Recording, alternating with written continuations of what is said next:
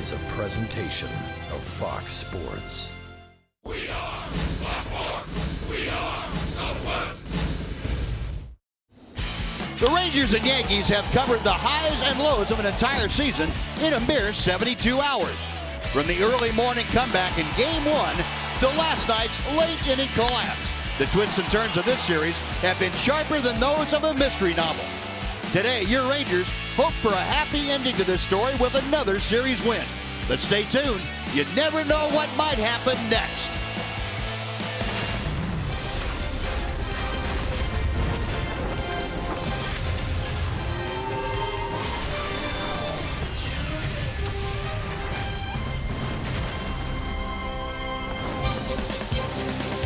Texas Rangers baseball is presented by high-speed internet from AT&T.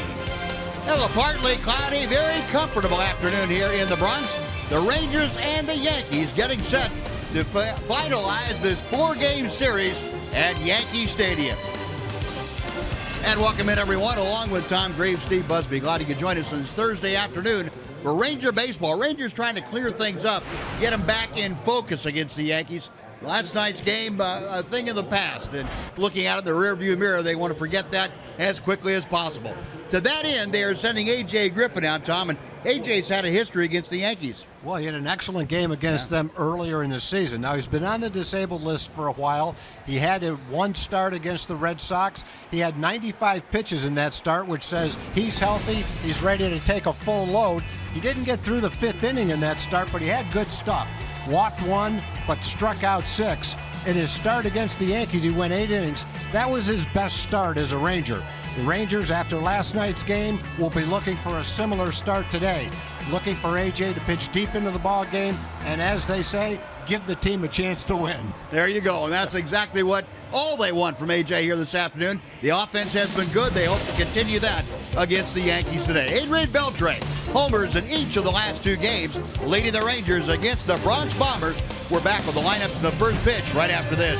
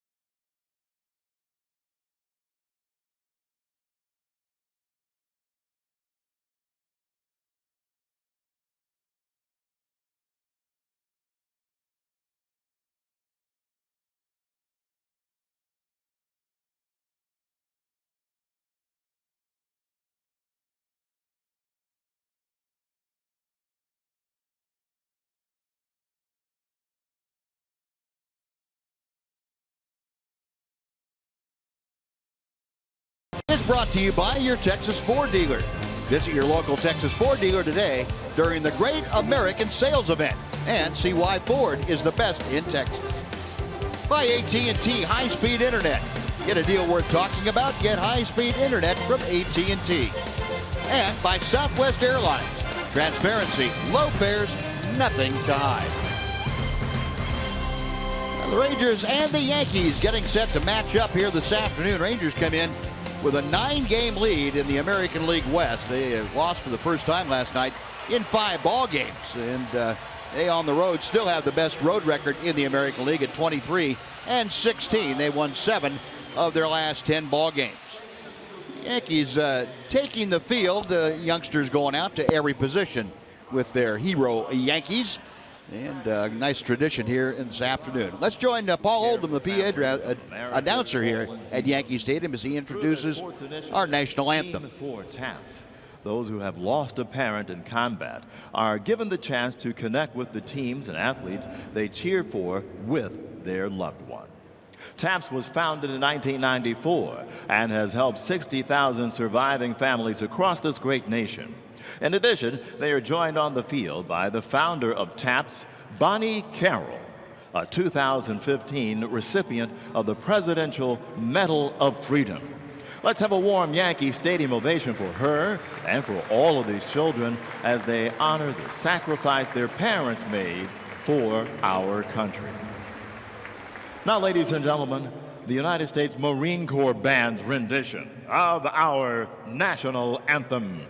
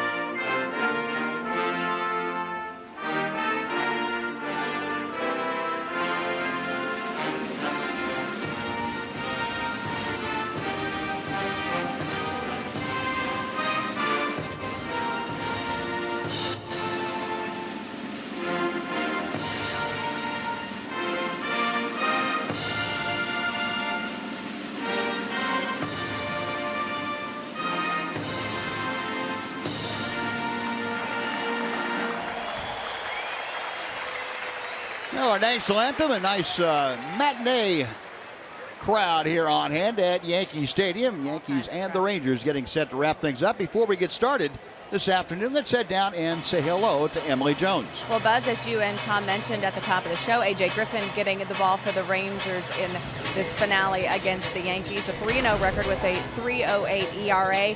A.J. looking to improve on that today, and more than anything, just wanting to be a part of this team's recent winning ways.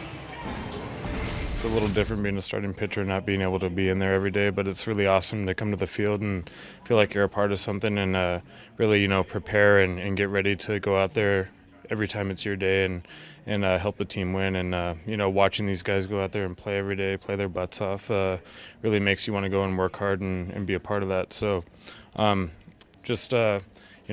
a good group of guys here that plays hard every day makes you really motivated and want to contribute. So as AJ mentions, a little bit of a different mentality when you're the starting pitcher. You can't directly impact the game in those 4 days in which you're not starting, but the work that you can put in during that time definitely can make the difference here today, and that's what he's looking to do, Buzz. All right, Emily, thank you. Yeah, good stuff with AJ, and we'll look forward to him taking the mound after this top of the first inning. But Tom's going to tell you right now about the Southwest Airlines Rangers lineup that will face Michael Pineda. Well, Shin-Soo Choo, a .367 hitter in his last 7 games, will lead off. Ian Desmond is in center field, batting second. Nomar Mazara with a 5-game hitting streak will hit third. Adrian Beltre is batting fourth. Prince Fielder, a .308 hitter in his last 22 games, is the DH. Rougned Odor is at second base, he'll bat sixth. Jurickson Profar gets the start in place of Elvis at shortstop today.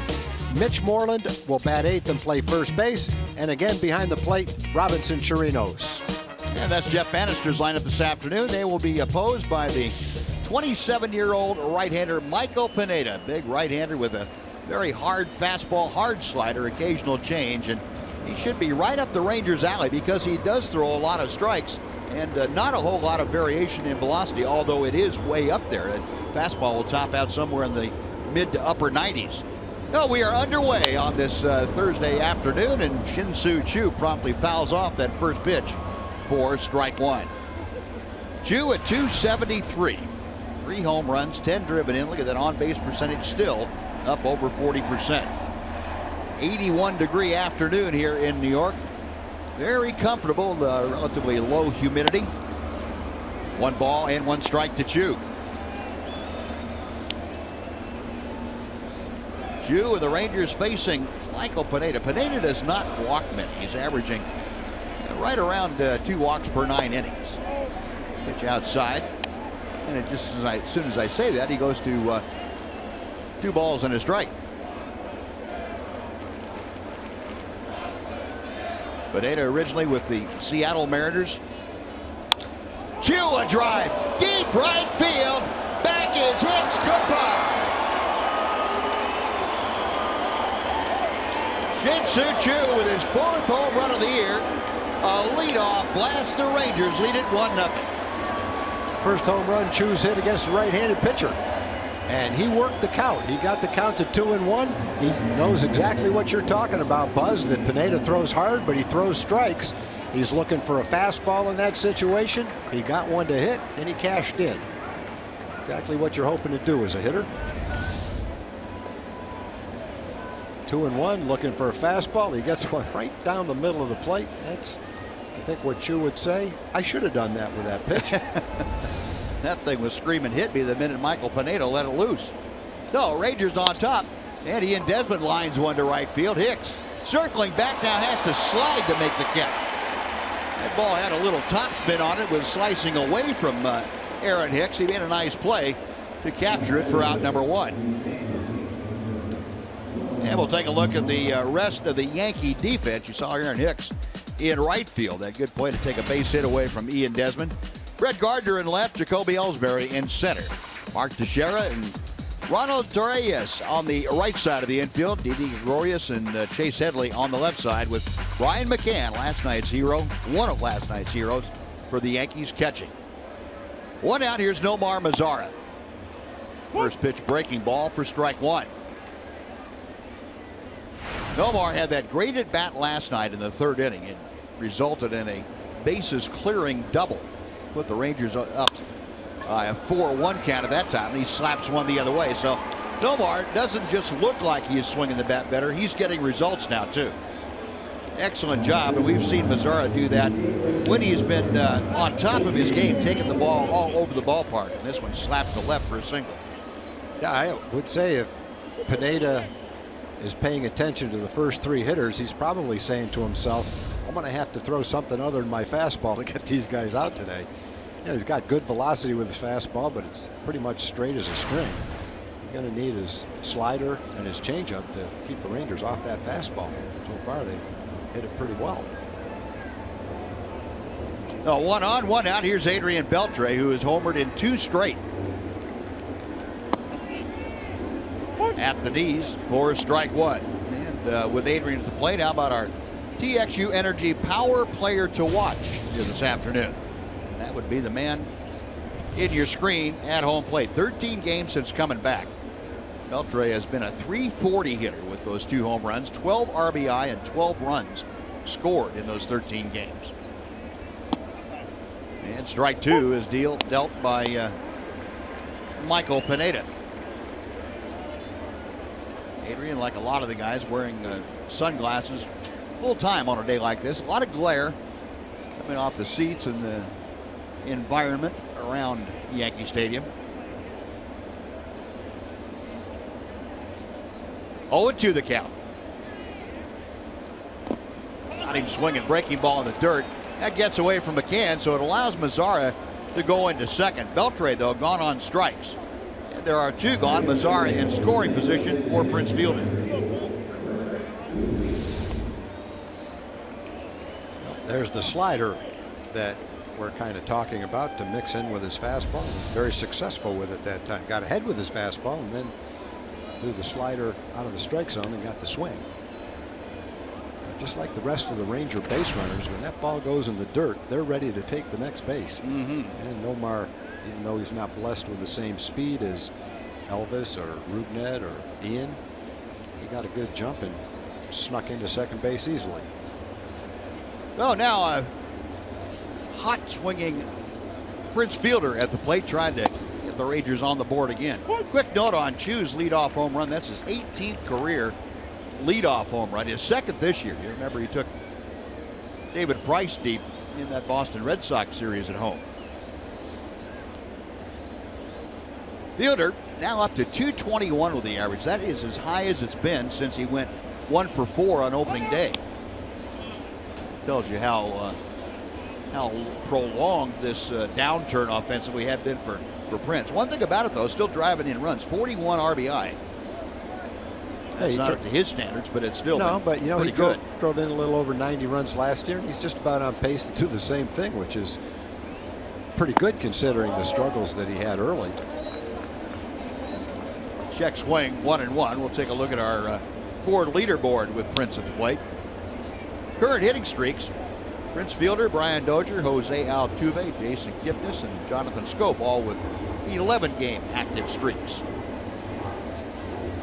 It's the longest streak for Prince since he had a 12-gamer back in 2013.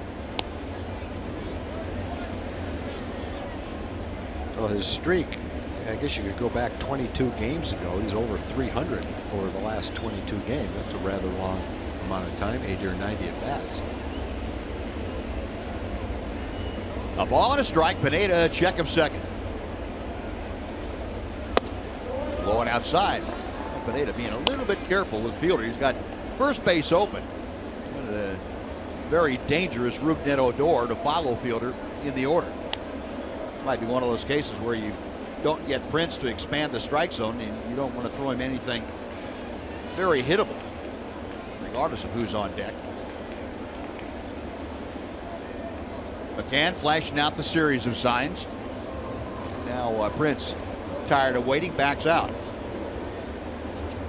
The Rangers coming into play today, 5th in the American League in team batting at .267. They are 3rd in runs scored. They're approaching the 400 mark now with 395 after Chu's home run. 3-1, and that home run by Chu, the 100th for the Rangers this year. Now Pineda behind in the count. I would think it doubtful that he's going to give Prince anything. Shin-Soo Choo got something he was looking for and popped it out of the ballpark to start things.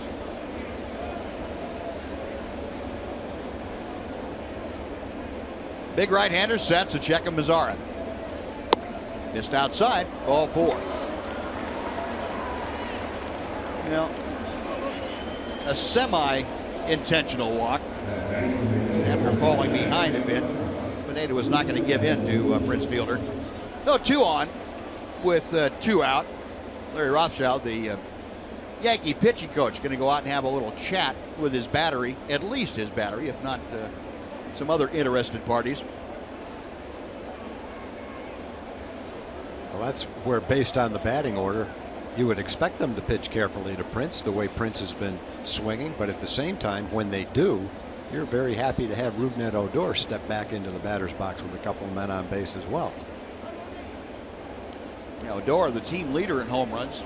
He has had 2 home runs in his last 3 ball games, now with 15 for the year. And I would imagine that part of Rothschild's visit to the mound was to remind the guys, hey, don't ease up on this guy. He may be a relatively small in stature second baseman, but he's got some pop, and some serious pop. Yeah, he's got a pretty good combination. Leads the team in home runs and has more bunt hits than anyone in baseball. So he can go small ball or big ball. Now, Rougned brings a 7-game hitting streak in. Yeah, you look down through that order, the Rangers have a number of hitters with extended hitting streaks now. First pitch to him. That is ball 1. Odor with a 7-game streak. Beltre with an 8-game streak. Prince with the 11-game streak. Mazzara a 5-game streak. And Desmond had his 10-game streak stopped last night.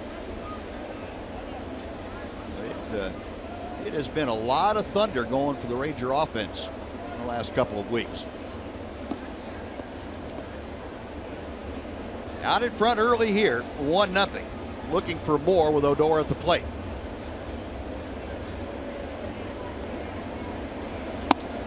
Breaking ball evens the count. Rangers have been very good in these situations. Runners in scoring position.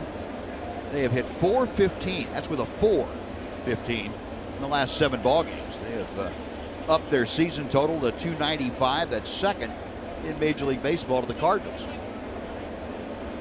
1-1 pitch. In the dirt, McCann swatting that ball down in front of him. It's 2-1.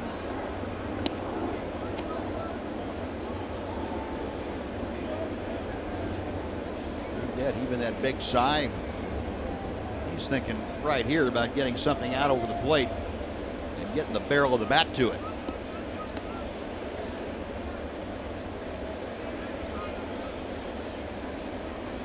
Mazzara right there at the bottom of your screen, inching off second. He is trailed by Prince Fielder at first. Outside corner. 2-2. Pretty good pitch by Pineda. Yeah, 96 miles an hour.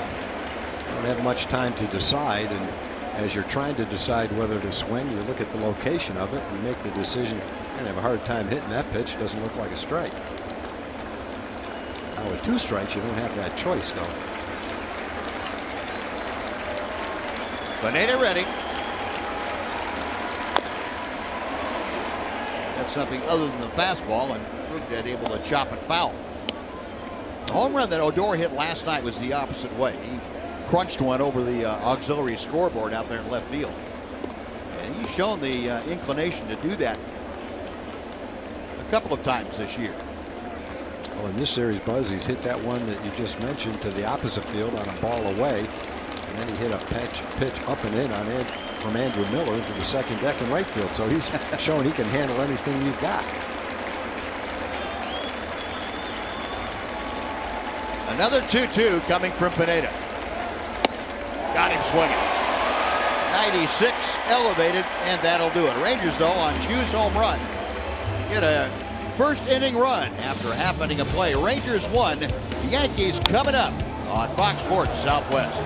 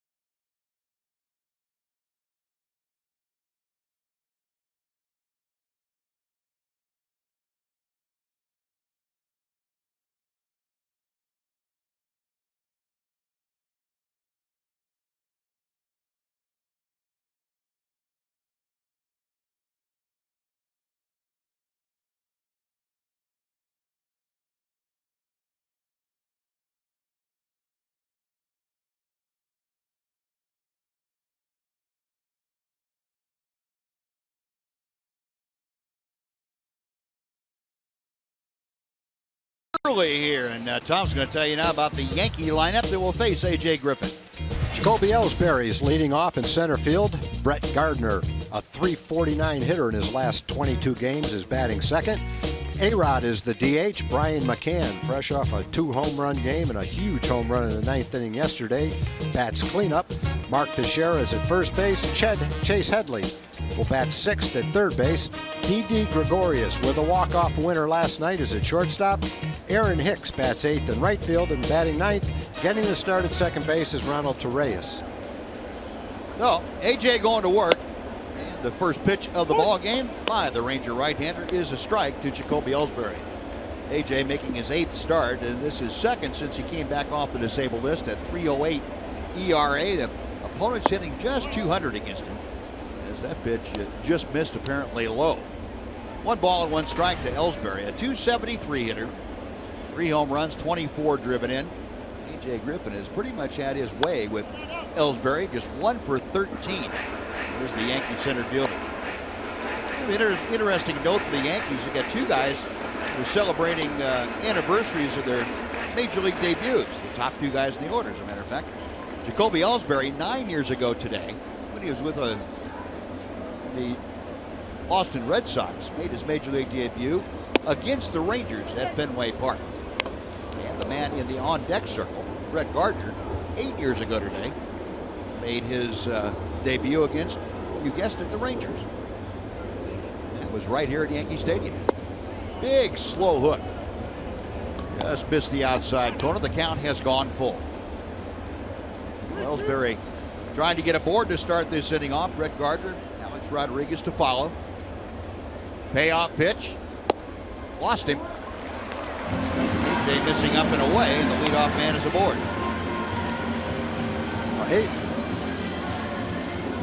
Now we'll take a look while we have a moment at the Ranger defense. It's delivered to you by the New Braunfels Convention and Visitors Bureau. Outfield, a very familiar one by now. Mazzara, Desmond, and Chu left, center, and right. Moreland and Odor on the right side. Beltre and Profar on the left side, with Robinson Chirinos again behind the plate, and A.J. Griffin. San Diegan on the hill for Texas today. A.J. with that perfect 3-0 record. And he is also 3-0 in his career against the New York Yankees with an ERA of under 2.5, 2.49. This is his 5th career start against the Pinstripes. Brett Gardner, a .259 average, although that's not indicative of what Gardner's been doing lately. In the month of June, he's hitting well over 300. No surprise, he takes the first pitch. It is strike 1. Gardner, a handful of home runs, has driven in 15. Always seems to be on a hot streak with the Rangers catching.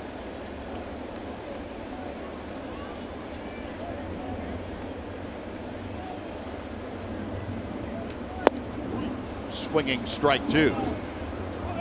A.J. threw the ball pretty well against the Red Sox. His problem was his pitch count. He didn't get out of the 5th inning and was forced to throw 91 pitches, but he struck out 6 batters in that game. Had good stuff. Just needs to refine it a little bit and get a little deeper into the game with the 91 pitches. Yeah, I saw where he was kind of lamenting his command in that ball game. Said he just kind of got out ahead of himself a few times. It's going to happen first time back. Big slow breaking ball popped to shallow right. Angling out Rougned Odor. And the Rangers second baseman makes the grab for out number 1. He hit that and swung at that the same way A.J. pitched it. Very soft. It was a slow curveball, and Gardner was fooled and took a slow swing and hit a slow pop-up. Looked like we slowed the speed of the camera down on that play. Playing underwater. I'm sure Gardner felt like, come on, that pitch is never going to get here. I'm ready to swing at it. He held off long enough to make some contact, but that's about it. Oh, 1 out. Here's Alex Rodriguez again handling the DH chores with Carlos Beltran unavailable. There is strike 1. Well, you know, there's an example right there of radar gun speeds. Last night, A-Rod hit a couple of rockets, 1 to third for a double play, 1 to second for an out. On, you know, fastballs that were low 90s to mid 90s. There's an 88-mile-an-hour fastball right down the middle, and he threw it right by him. You know, people will tell you the toughest thing to do in all of sports is hit a round ball with a round bat and hit it square. when it's moving like that, I don't care what speed it's going at. If it's not sitting still, it's real tough. 0-1 the count to Rodriguez. Now 1 ball and 1 strike. Alex over the years has fared well against his former team, a .305 career average against the Rangers. Got Jacoby Ellsbury at first after a leadoff walk. 1 away. Ellsbury 14 steals. That's, as you can see, tied for 4th in the American League. Base hit left center field. Ellsbury will move on into 3rd. The throw comes into 2nd. Now Rodriguez his first base hit of the series, and the Yankees have runners at the corners and 1 out for Brian McCann.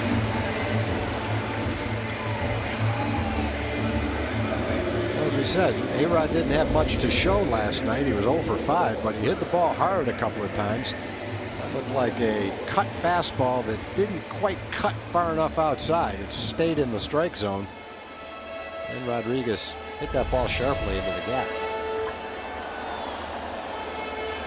No, a walk and a single here in the first. Runners at the corners. Brian McCann, who had 2 home runs last night, his 13th career multi-home run game, and his 2nd multi-home run game of the year. He tied the ball game in that 9th inning and takes the first pitch here, high and away for ball 1.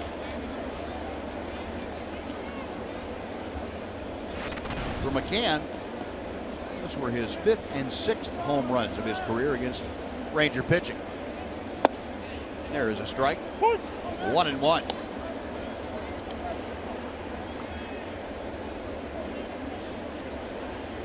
McCann, in his only exposure to A.J. Griffin, took an 0 for 3 with a strikeout. Looping drive, and Elvis picks right off the dirt top. And Profar, excuse me, the out recorded. Profar started to his left and had to reverse his field. It looked like that had a lot of English on the ball. And Jurickson picking it right off the dirt. Yeah, he basically hit a slider to him. Curving from right to left. Almost hit the ground before he could catch it. Hit right off the end of the bat with the same kind of a spin on the ball that a pitcher would impart on a breaking ball. See it start out toward second base and end up going toward third base. And Jurickson's glove was about waist high until right at the end, and he had to reach right down near the ground to catch it. Good pitch by AJ, though, with 1st and 3rd and 1 out. He got the ball in the infield. The runners stay right where they are. If you can get Teixeira right here, you can pitch your way out of the inning. And Teixeira, a check swing on that slow breaking ball for ball 1. And if you're looking at that play that Profar just made and say, well, why didn't he play it on a short hop? Could have gotten the double play. If he let that ball hit the ground, as much spin as there was on it, no telling which way it would have gone. There's a big curve that dips in to even the count.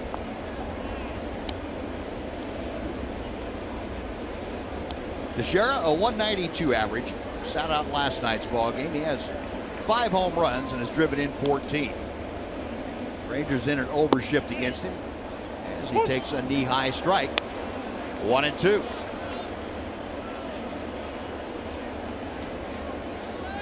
Tex over the years against the Rangers, 15 career home runs and 209 at bats. Current homestance is coming back off the disabled list, a .333 average. Teixeira bothered by a bad cartilage in his knee. He opted not to have surgery. Through a lengthy rehab process. Pitch is low, and Alex Rodriguez taking second without a throw.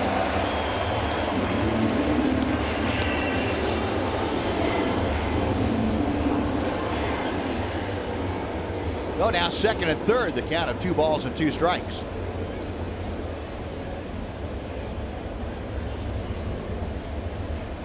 And Chirinos, A.J. Griffin going to talk things over.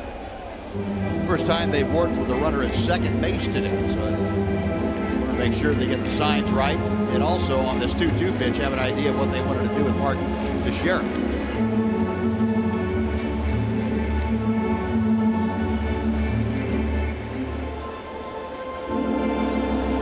A.J. Griffin will throw his 20th pitch as soon as Robinson Chirinos gets back down behind the plate. Teixeira waiting. Rangers in that overshift. 3 men on the right side. The slow breaking ball. Teixeira lays off. It's a full count. Now Teixeira hitting 5th in the Yankee order. He'll be followed by the 3rd baseman, Chase Headley. Good look at the Ranger defensive alignment with Rougned Odor way out there in medium right field. Payoff pitch. Hammered high and foul. Well back into the upper deck down the right side. Hit the upper deck, bounce down to the next deck, bounce back all the way down to the lower deck. See that list of home runs by switch hitters. Tex one shy of joining the 400 home run club. Another 3-2 pitch. Got him swinging. Off-speed pitch stayed up, but Teixeira couldn't make contact. Yankees held off the scoreboard. No runs a hit. They lead 2. After 1, Rangers 1, Yankees nothing.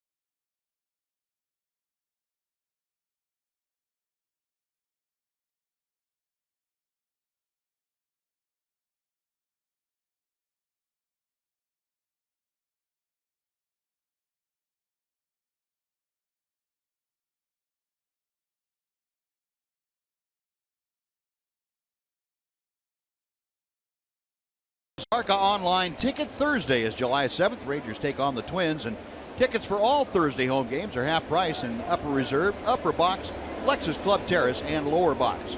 Visit TexasRangers.com/specials. Use the coupon code OZARKA to redeem this offer. Jurickson Profar switch hitting shortstop today. Takes ball 1. It'll be Profar, Moreland, and Chirinos. Bottom third of the Ranger order.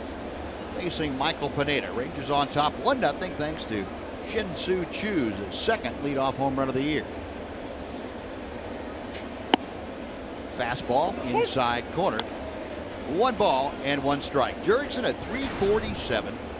3 home runs, 9 driven in. You remember when he first came up to the Rangers this year, taking Rougned Odor's spot. Rougned was serving that suspension.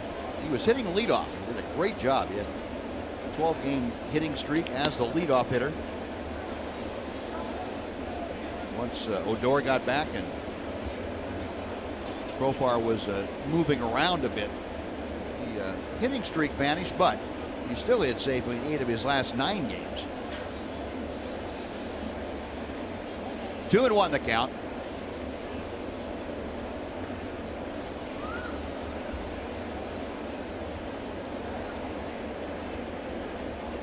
Pineda back to the plate. It's the upper reaches of the strike zone away, and it's 2-2. I think when you see a guy like Pineda with over 10 strikeouts per 9 innings and a very low walk rate, strikeout to walk rate is almost 5-1. You would expect to see a .551 ERA. Got him swinging. Good slider. When you look at the games that he's thrown this year, about half the time he gives up 2 earned runs or less. He can be dominant at times, but he's had 5 games where he's given up at least 5 runs in a game. So he's had a number of games where he just hasn't had it. And when you add it all up, those games have allowed his ERA to look a lot higher than the stuff that he brings out there every day. When you catch him when he's got good command of a mid-90s fastball, curveball, a slider, and a changeup. You're not getting a guy with a 5.55 ERA.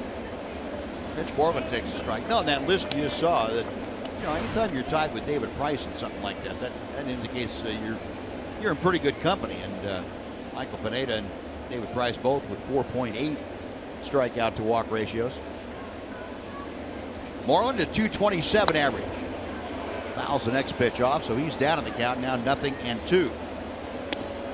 And one of Mitch's longest home runs came off Michael Pineda in Seattle. Ball that he launched in a cool night with heavy air. 450 feet in the right center field.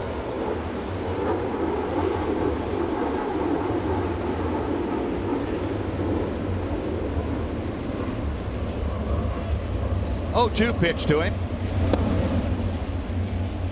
Now Mitch fallen off a little bit of late. He's just 2 for his last 16, but in spite of that, the last 18 ball games he's still hit 293, and you see 8 of his last 17 hits have gone for extra bases. That's been the big thing for Mitch. He hit 5 home runs during that span. Chops it foul, staying alive at a ball and 2 strikes.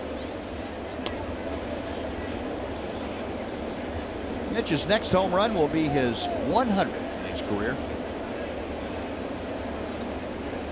Hasn't really had a lot of luck here in Yankee Stadium, hitting just over 200.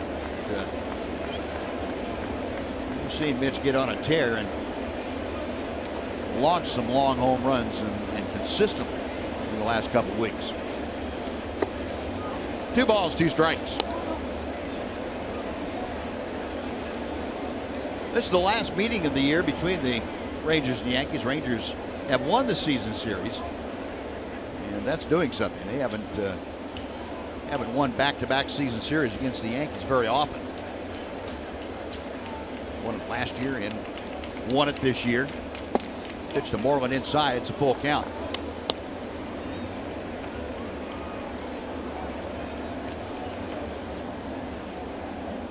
Last time they did it, as a matter of fact, they did it 5 straight years back in the late 80s and early 90s. Pineda's payoff pitch. Got him swinging. Took something off, and Moreland gone on strikes. That is 4 strikeouts for Pineda. 2 gone. Robinson Chirinos coming up. Yeah, all you have to do is look at this pitch, and you can see why he has so many strikeouts. That's a 3-2 pitch from a guy with a 96-mile-an-hour fastball, and he throws just about a perfect slider for a swing and a miss. Hard, down and in, slightly out of the strike zone. Definitely see why he's a strikeout pitcher. He was part of a very interesting trade. In 2011, he made the All-Star team as a young right-hander, dominant right-hander. Seattle at the time was desperate for offense. The Yankees were looking for a young starting pitcher. And so in a rare kind of a trade, 2 top young players were traded for each other. Pineda went to the Yankees and Jesus Montero went to Seattle. Seattle was looking for a middle of the order guy. Montero was a catcher at the time. Montero never worked out for whatever reason. Some people would say he didn't pay enough attention to his conditioning, but in any event, Montero didn't work out for Seattle. And Pineda got hurt, didn't pitch at all in 2012, barely pitched in 2013, had surgery. It's taken him a while to get back, but looking pretty good in this game. Yeah, he strikes out the side in order, and he has struck out 4 straight. Rangers gone in the second after 1.5. Rangers 1, Yankees nothing. Fox Sports Southwest.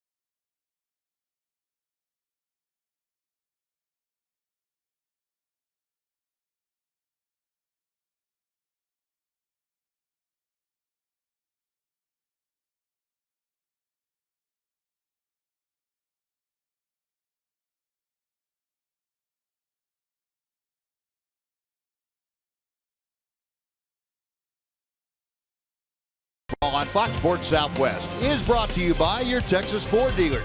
Visit your local Texas Ford dealer today during the Great American Sales Event and see why Ford is the best in Texas. Now A.J. Griffin back to the hill. Chase Headley, the number 6 hitter in the Yankee order, leading things off, and he takes strike one. A.J. had to work a little bit overtime to get out of the first inning unscathed. 22 pitches in that frame. Gave up a hit, a walk. He had a strikeout. Headley takes ball one inside. Chase Headley in his 5th home run of the year. Last night's ball game, now a .250 average. 2-1.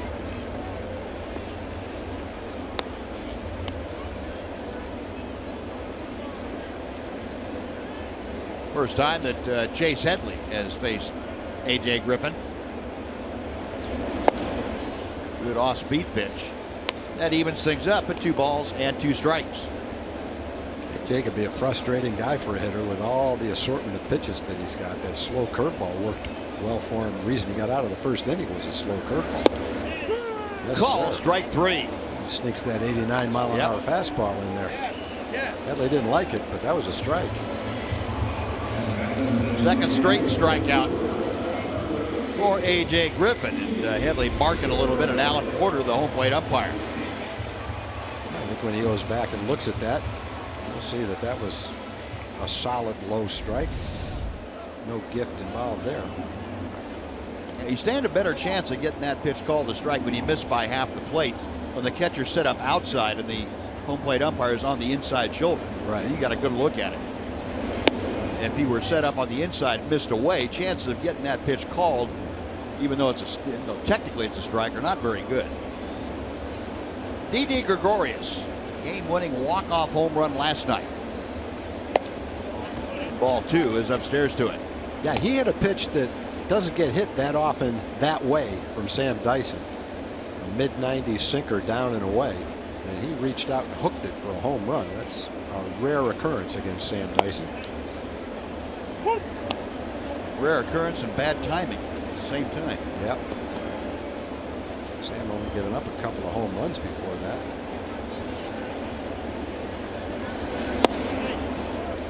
That last little statistical blurb you saw was that Didi Gregorius has been doing that to a few people lately.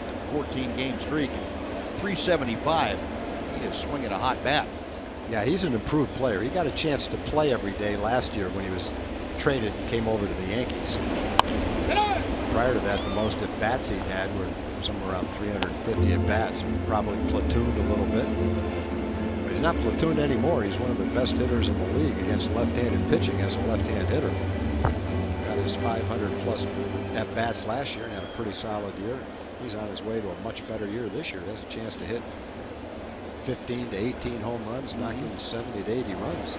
So knocking on the door of 300 right now. Still 2-2. Yeah, and still a young player. Yeah. Still 26 years old. Had a chance to get some, a little bit more consistent playing time. Came up originally with Cincinnati. That was back in 2012, and then went over to Arizona. And he has gone on strikes here. There's A.J. Griffin. Gets his 3rd straight strikeout. The last 7 outs in this game have been strikeouts. Yeah, a little extra on that well-located fastball, 89 miles an hour, pretty much exactly where he wanted to throw it. Yeah, that kind of pitch, that kind of location, Tom, you're pointing out that hitters are a little uncomfortable against A.J. for that reason. He's able to move the ball around. Then that fastball at, say, 90, pushing it's 90. not faster. Yeah, that's got to look like about 100 to get in that location, especially. It's 8 straight outs, the last 8 outs of the game. 5 for the Rangers, 3 for the Yankees. Swing and a miss by Aaron Hicks. Hicks, another one of those young players picked up by the Yankees. Hicks from the Minnesota Twins. 2-1 from A.J. Griffin.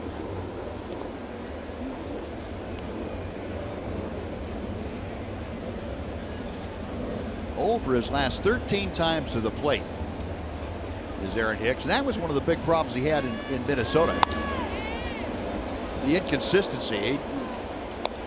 He had a 5 or 6 game hitting streak, and then he'd fall into an 0 for 13 and 0 for 15.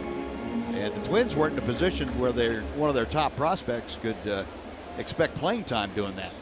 He needed somebody to come up and produce to the prospect level. Swinging a foul tip caught by Punch-Out City. And A.J. Griffin has struck out the side in order. Swing and miss day here at Yankee Stadium. We have finished 2. Rangers on top, 1-0.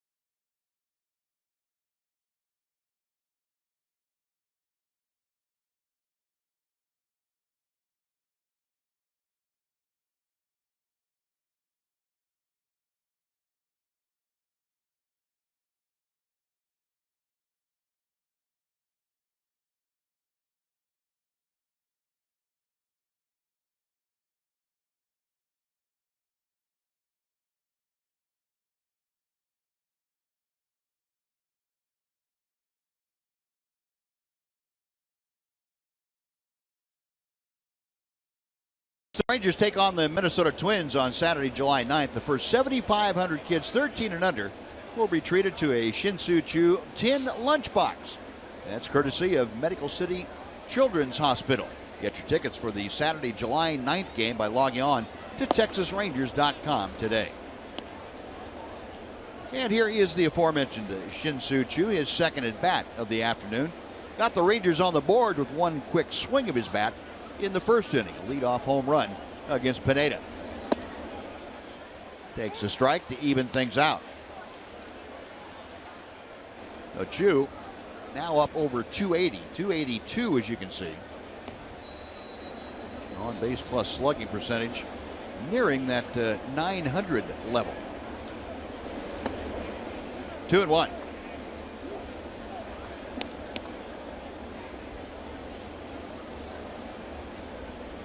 Choo came back off the disabled list on June 13th, the second time he'd been on the DL. He came off the most recently on the 13th. Pineda pulling the string, gets a swinging strike 2. First time up, the 2-1 pitch was a fastball right down the middle. Choo hit a home run. This time the 2-1 pitch was a hard slider down and in for a beautiful 2-1 pitch. Wasn't taking any chances with another fastball. He doesn't have to be waiting to throw the other pitches for strikes. Now that fastball is a little tougher to hit. A little tough to turn it up that much. Take you back to that first inning. And here's that 2-1 pitch Tom was talking about. Yeah, and if he threw the pitch that Choo just fouled off 2-1, Choo might have done the same thing. But after the slider, you're not quite as convinced you're going to see that fastball again.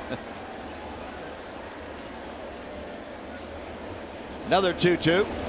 Got him swinging. How about 6 strikeouts, 5 in a row now for Pineda. Yeah, there's been a walk by Fielder after a strikeout by Beltre. So the last 6 outs have been strikeouts for Pineda with a walk in between. Oh, one away. And Ian Desmond, who lined to right field in the first, will step up. Ian had that season high 10-game hitting streak for himself snapped last night. Desmond still hitting .400 in his last 11 ball games for the season, .321. 1 ball, 1 strike. Pineda's kind of a starting pitcher version of Dellin Betances, their 7th inning guy, who's a huge strikeout guy. Betances is an upper 90s guy with a hard breaking ball. Pineda throws a little more variety of pitches as a starting pitcher, but essentially mid to mid 90s fastball with that hard slider.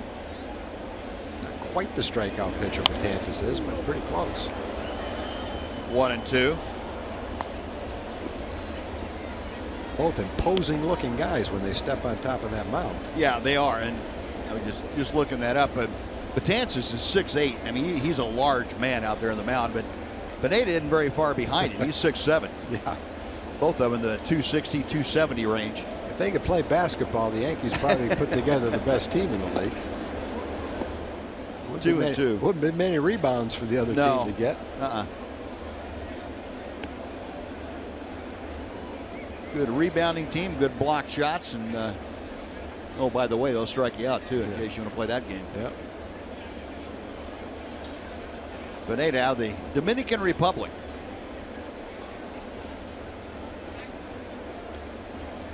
The 2-2 pitch to Desmond.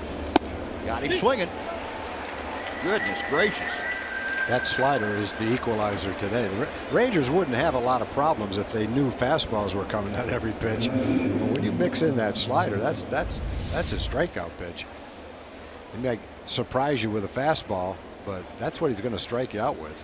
And that's a good slider, boy. 7 strikeouts this afternoon, 6 now in a row. 2 gone. Nomar Mazara. The last base hit the Rangers recorded, that was a 1-out single in the first. The last 11 outs have been strikeouts. There we go. Contact. Off the glove, and Gregorius right near the bag makes the play. It goes 1-6-3, and the Rangers are gone in order again. And Pineda has retired 7 straight. After 2.5, Rangers 1, Yankees nothing on Fox Sports Southwest.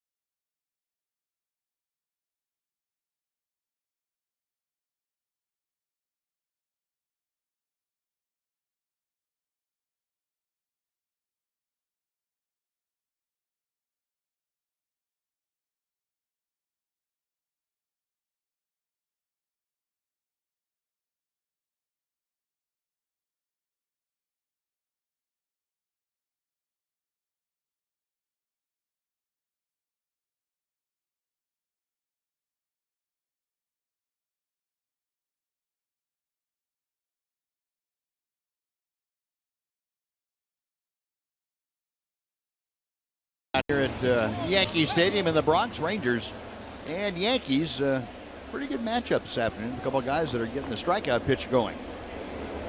AJ Griffin has struck out 4, and they have come successively here in the first and second innings.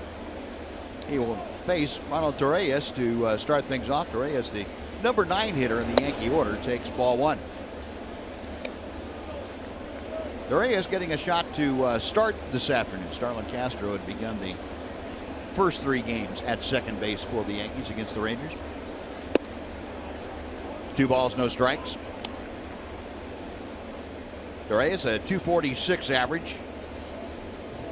He is without a home run, but has 5 driven in. 2-1.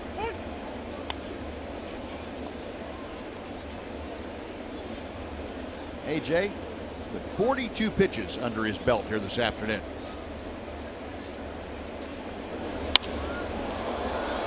Hit pretty well to right center. Chu and Desmond converging. It'll be Shin-Soo Choo for out number 1. And before we tell you about Jacoby Ellsbury's second at bat, we're going to send it back to Dana Larson for a Chevy game break.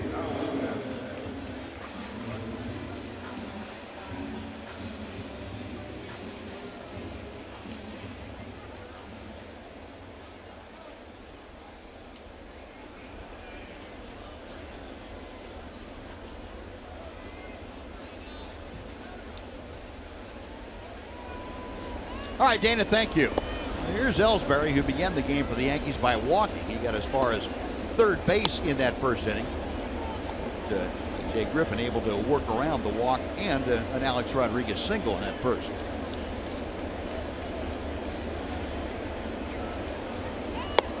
Two balls, no strikes. And again, A.J. this afternoon, even though he had the 4 strikeouts in a row, he's still not the same kind of command that we saw consistently from him a little bit earlier. Still knocking some of that rust off. Fouled away. This was the kind of thing Tommy was talking about, bemoaning his command against the Red Sox that ran his pitch count so high. So I got to do a better job of minimizing the pitch count to each hitter. The best way to do that is by getting ahead and keeping the ball in the strike zone more often. 2-2. No, the good thing is he looks to be healthy, throwing free and easy. His stuff looks normal. Fastball 87 to 89. Throwing some good slow curves. And it's just a matter of repetitions and keep going back out there to regain that. Call strike 3. Ellsbury leaning on that pitch, tried to check his swing. It didn't matter. Alan Porter rang him up. And A.J. Griffin has his 5th strikeout of the afternoon. Yeah, 3 straight fastballs. He fouled 2 off. And then A.J. with good movement on that pitch. Zips it right on the outside corner. Look at that ball go left to right. And that's all the way in the strike zone. That's not even close to being a ball. Ellsbury overmatched with those fastballs from A.J. I think he got surprised. That's what Ellsbury was. Sooner or later that slow curveball's coming. Yeah. Maybe next at bat. No 2 gone. That is 7 straight now. Retired by Griffin. Here's Brett Gardner. Not waiting around this time. Remember Brett Gardner last time hit a slow motion pop-up to Rudy Odor on a slow motion curveball. He wasn't going to wait around to see that again.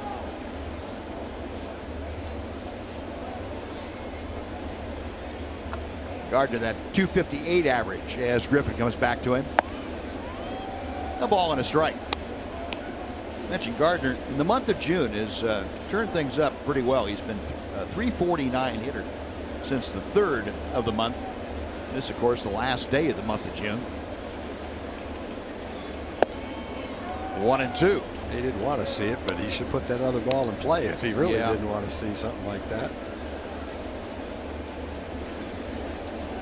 That wasn't the real slow one, though. He's still got one slower than that. Yeah, he's got the cartoon curveball, Bugs Bunny curveball thing. It stops halfway.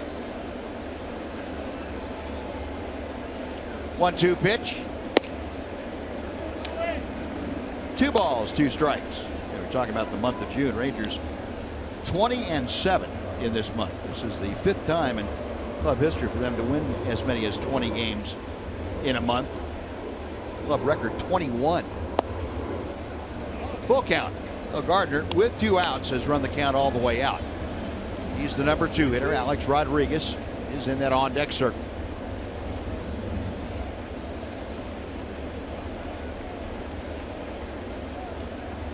Griffin okays the sign. Payoff pitch to left field almost perfectly. to Nomar Mazara. It's another 1-2-3 inning. That is 8 straight now, set down by Griffin and the Rangers. We finished 3 in Yankee Stadium. Rangers leading the Yankees 1-0 on Fox Sports Southwest.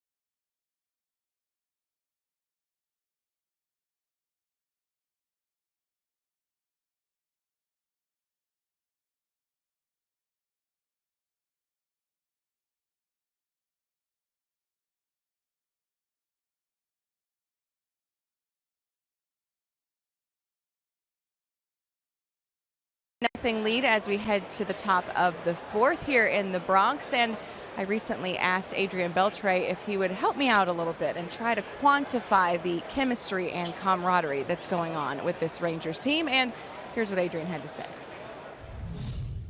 I can't help you in that, but we just have a bunch of great guys here, and you know, we believe in each other. We like each other. I mean, I don't like 1 or 2 guys, Elvis, and I don't like them. But for the most part, we like each other. We believe that we have a good team. We believe that we're going to win this thing, and that's the bottom line. We're trying to do the best we can to put ourselves in the best situation to win the ball games every day. So other than Elvis, everyone on this team really does like each other. They really do get along. They hang out off the field and obviously have fun on the field. So whatever it is, it's hard to quantify. It's hard to honestly describe, but the guys can definitely feel it. And he was kidding about Elvis, of course. Some days. Good point. Good point. They have as much fun on the field as anybody, and they also play as hard as anybody. And that's a great combination to have. Adrian, one of the reasons that interview is one of the reasons that he is so well respected in that Ranger clubhouse. He has the ability to be serious, have fun, and yet cut it right down to the simplest parts of competing in a baseball uniform. 2-2 the count to Beltre as he leads off here in the 4th inning. Rangers leading 1-0. They have out-hit the Yankees only 2-1 this afternoon. Adrian runs the count full. So Beltre, who struck out back in the 1st, trying to get aboard to start this 4th. Prince Fielder, the designated hitter, is in the on-deck circle. Michael Pineda taking a little pitching lesson from himself, at least having a one-way conversation with himself. See what the upshot of it is on the 3-2 pitch. The upshot of it is the indecision between he and Brian McCann. Fans may remember Pineda from a couple of years ago as the guy that got caught with a foreign substance with a pine tar. You talk about a guy that didn't go out of his way to disguise that very much. You could see it on him. You could see it in photographs. The umpires could see it. He ended up getting suspended for somewhere around 10 days for that. And a 1.89 ERA in 2014. Is it true that he got a pine tree for a Christmas gift? I don't know, but I don't think watching him pitch today he needed any help with a grip on the ball the way he's throwing. No kidding. If I remember right, that was a cool evening and he was trying to do something to get a grip on the ball. Yeah. You know, hitters probably appreciate that, a guy that throws that hard. I really never had a problem with it when it's about 40 degrees out and the ball's slipping out of the pitcher's hand and he throws that hard. I'd rather take my chances. Bridge fielder, a drive to deep right center field. Ellsbury on the run, at the wall, makes the catch. Beltre was all the way to second. He'll have to retreat. Now, Prince came within a couple of feet of driving into the bullpen. It's just a long out. One gone. A lot of good at-bats for Prince over a long period of time, about a 3-week period. He's hitting a lot of pitches solidly right now that he wasn't hitting solidly earlier. That's a fastball out over the plate. He almost got it. Hit it pretty good. He might have hit it just enough toward the end of the bat where it went 380 feet instead of 410 feet. Needed to pull it a little bit more or just get a little bit more of it to get into the Yankee bullpen. Yeah, that didn't have that real crisp sound to it. I don't think he quite got it. I appreciate the thought, Prince, knowing how badly I hate that, but it sounds a lot better when our guys do it. It does. It does. So 1 out, Beltre is still at first. Here's Rougned Odor, who went down swinging back in the first inning. Showing bunt that has Chase Headley, who is playing well off the line, but he was charging in toward home plate. Odor at 270, 15 home runs. That's tops on the Rangers, 39 RBI. And as Tom told you, leading Major League Baseball in bunt singles with 7.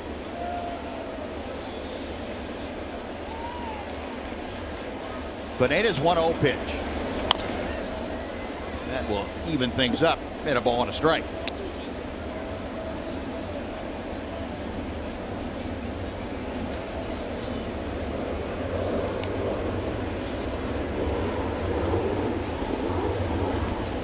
Odor getting back in the batter's box, settling in. There's 8 home runs in the month of June, tie him for 6th in the American League in that category. Out of play, a ball and 2 strikes.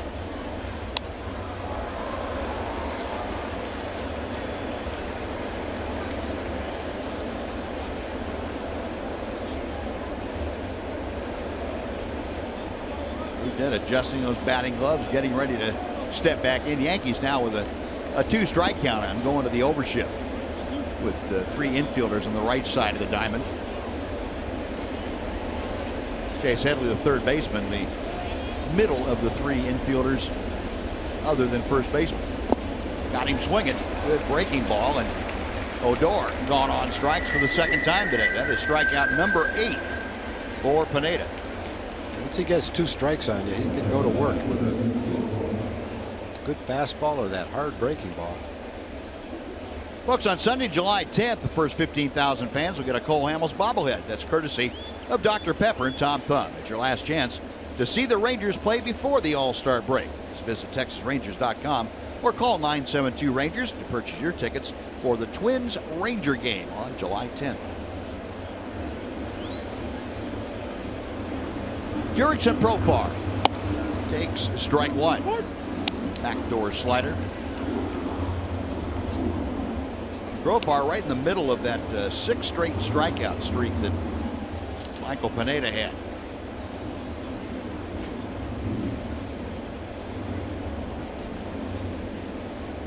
Beltre, who walked to start the inning, still anchored over at first base. Pineda now taking a little bit too long.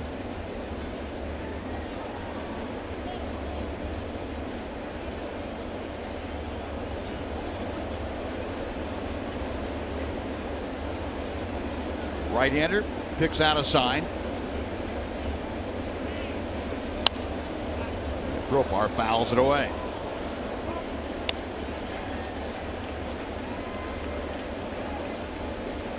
How about Jurickson? 5 RBI in his last 5 ball games. That after having only 4 in his previous 20. Part of that because he's hitting down in the order more frequently, not hitting leadoff as he did for his first 16, 17 games. Just a little outside, a ball and 2 strikes. Man, he didn't want that pitch, did he? He won them all. That pitch is 4 or 5 inches outside. Pineda's had 9 strikeouts in a game this year 3 times. That's his high. He's got 8 right now. He's only pitched 7 innings in a game 1 time this year. That's the one you got to lay off. Yep. That's a strikeout pitch right there. And as we've already seen, that's easier said than done. Oh, 2-2 now to Profar. Yeah, especially if that pitch is inside to a left-hander, it's almost impossible, I would think. Yep. But it wasn't, and Jurickson did lay off it. Beltre inching off the bag at first. Pineda picks out a sign and comes set. Chopper right down the first baseline. It is a foul ball. We'll reset and try it again.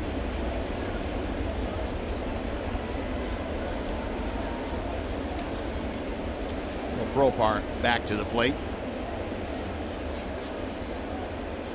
Michael Pineda, in case you're wondering, with 8 strikeouts in 3 2/3 today, his career high is 16. He did that last year against the Baltimore Orioles. And 16 strikeouts in 7 innings. Well, the way he's throwing today, I can see how he did it. Not a shock. I think I'm surprised he hasn't had more than 9 in the game so far this year. Yeah. But 10.37 strikeouts per 9 innings he's had. Second best amount in the American League. And the right-hander ready one more time. Inside. Big sweeping type slider that time. Full count. So Beltre at first with 2 outs, able to get a running start now. Profar trying to extend this 4th inning. Mitch Moreland is in that on-deck circle, hoping to get a shot at Pineda here in the 4th.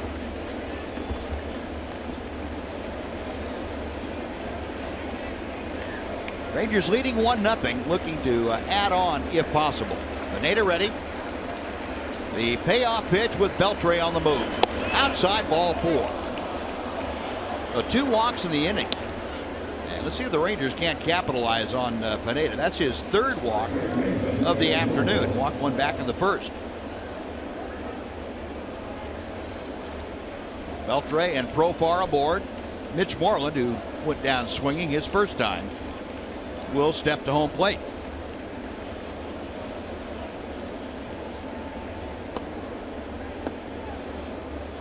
Pineda's only had as many as 3 walks 3 times this year. He had 3 walks in a game twice and 4 walks 1 time. But only 20 in 15 starts. That's pretty good. Yeah, for a guy that throws that hard and has that many strikeouts, a lot of times you see those guys bring up walk totals that are pretty high too. Yeah. That's not the case with Pineda. You were talking about Tanaka last night getting so many swings and pitches out of the strike zone. It looks like Pineda's in that category as well. For those sliders that he gets swings at out of the strike zone. Mitch is looking for a fastball in the strike zone right here. Pineda's first pitch to him. He didn't get it. Got the breaking ball instead. It's a hard 86-mile-an-hour slider. Mitch saw quite a few of those the first time up.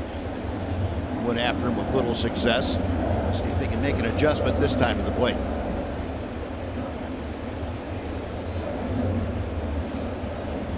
Mitch hitting 185 in his last 11 ball games. Got Beltre at second, Profar at first. 2 outs in the 4th. 0-2.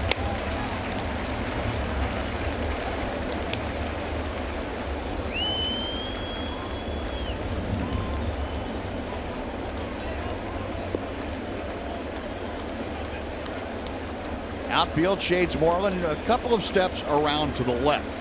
Infield, as you can see, in that overshift with Gregorius almost right behind second base. Way out in shallow right field. Gregorius. 0-2 pitch. Got him swinging. 9 strikeouts for Pineda. He's able to work around the 2 walks. Rangers strand a couple. After 3.5, the Rangers won, the Yankees nothing on Fox Sports Southwest.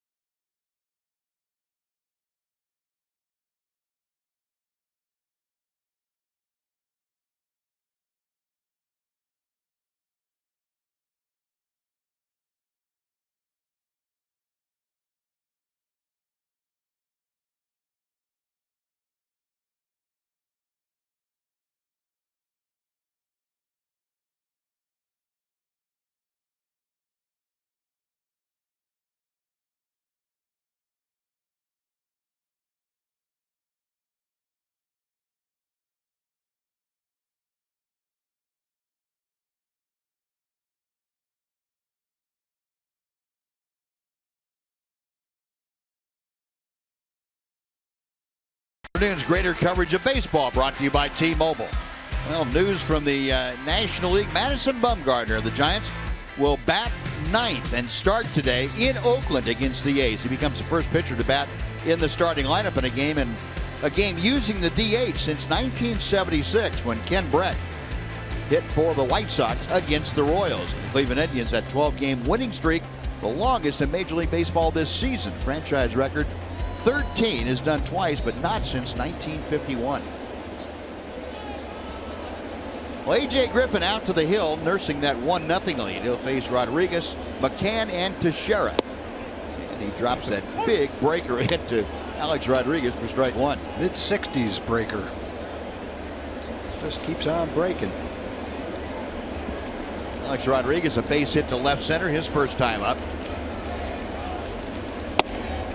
He's down in the count, 0-2. Rodriguez base hit, the only one that has been allowed by AJ this afternoon.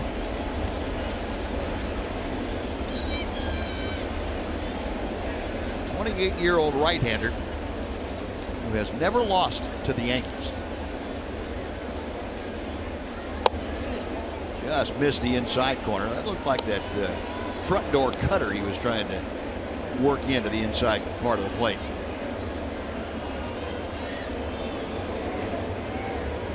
Last time he started in Yankee Stadium was back in 2013. Remember the Oakland days. Big breaking ball, and he did not go around, says first base umpire John Tumpane. Boy, his bat definitely moved. I guess it didn't go through the strike zone.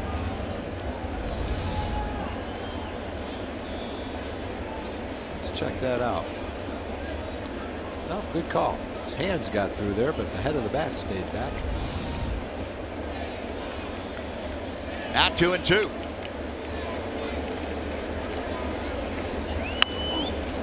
Alex waited as long as he could, and he was still out in front of it. That's that slow motion pitch, slow motion swing, and slow motion pop up. We've seen it twice. Once from Brett Gardner, now from A-Rod. Mitch Moreland captures it for out number one. Did you ever face anybody that had a real slow breaking ball like that, or an Ephus pitch almost? I'm trying to think. Bill Lee threw one every now and then, the spaceman. Yeah. I never faced, remember Steve Hamilton? He threw the Ephus ball. He wouldn't have wasted that on me anyway, but I never faced him.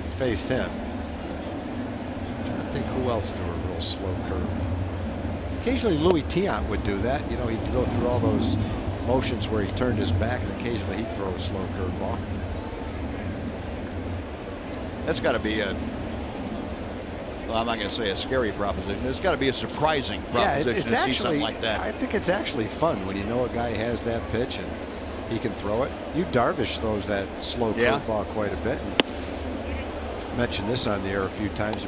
Remember that game in spring training against the Cincinnati team when Joey Votto saw that slow pitch. I can't remember if he swung at the first one or took it, but it was a strike. Then in the same at bat, he threw it again. Yeah. He blasted it out of the park and had a couple of things to say to you going around the bases like, hey, you're not throwing it to Joe Schmo twice in one at bat. This is Joey Votto you tried that to.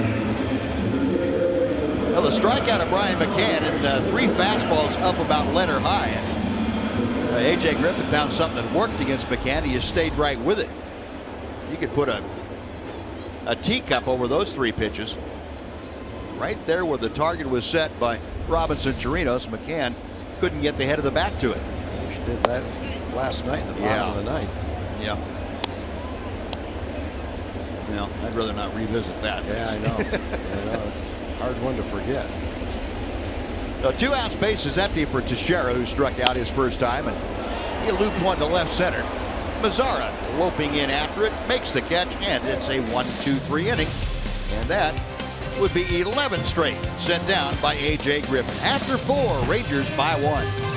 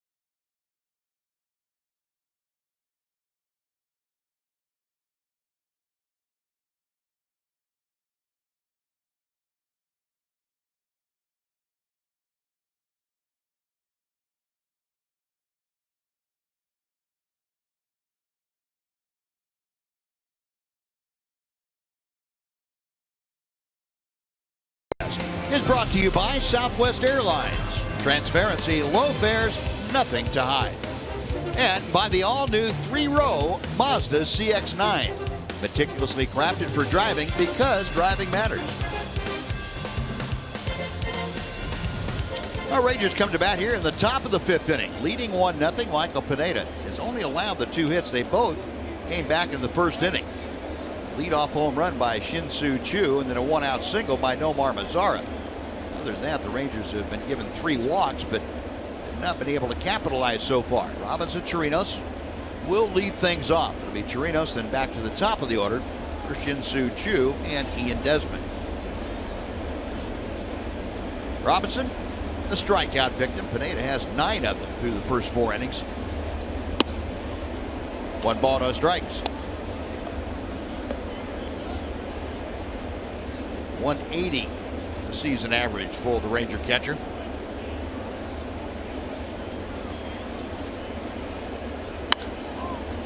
Towering pop-up left side of the diamond. Gregorius shading his eyes with his glove and makes the catch. That is 1 out. Hey, he got away with one there. He hung it, and Robinson just got underneath it. I haven't seen many hangers today from him. Most of the ones that have missed have been out of the strike zone. Right up in the strike zone. Good swing, just got underneath it a little bit. No, 1 gone. Now back to Shin-Soo Choo. Choo batting for the 3rd time today. Choo's 4th home run of the year started the proceedings here this afternoon. That has been the sum total of the scoring for either club. 1 ball and no strikes. Jew now has reached base safely in 20 of his 22 games this year. The Rangers on base machine. Chopper up the middle that Gregorius fields. On the run, a low throw, and it's dug out by Teixeira.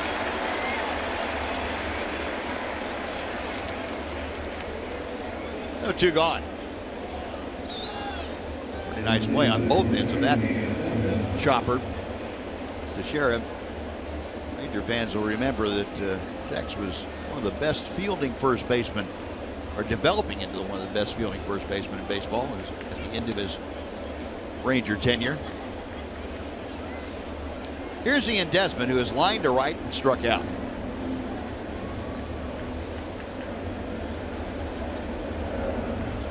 Pineda with his 74th pitch of the afternoon.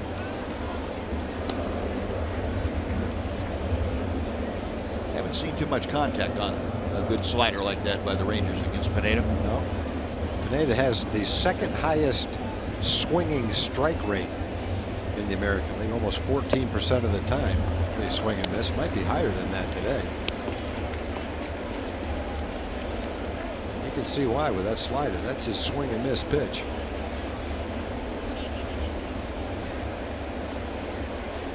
Ahead of the count, 0-2.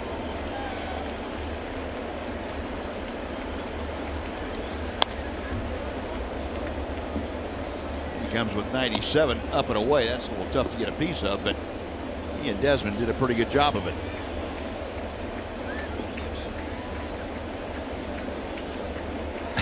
Pineda talking to himself, reminding himself, hey, keep the ball down now, and reach out through it.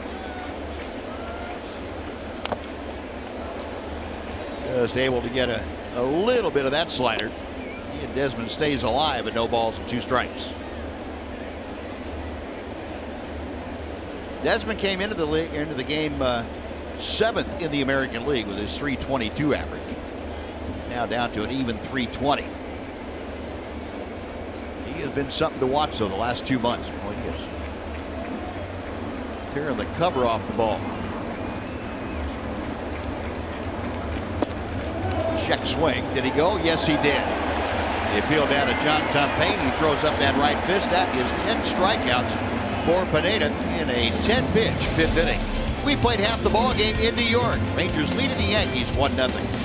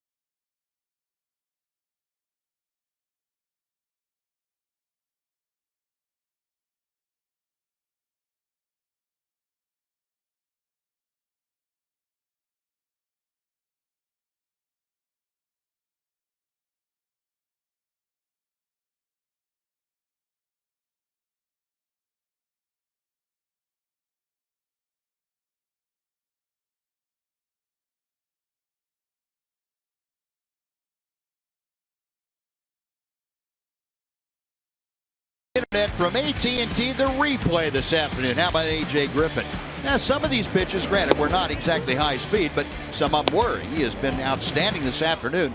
6 strikeouts.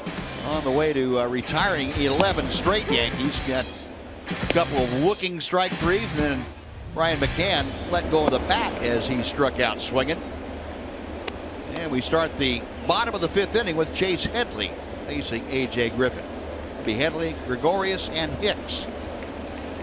This is the trio that A.J. struck out in order the first time. Pumps in a strike with the breaking ball. Line on Griffin. That one base hit, and Alex Rodriguez single back in the 1st inning. Just 1 walk, 6 punch outs. And he has Headley now down in a 1-2 hole. Chase Headley, a .249 average, a switch hitting 3rd baseman.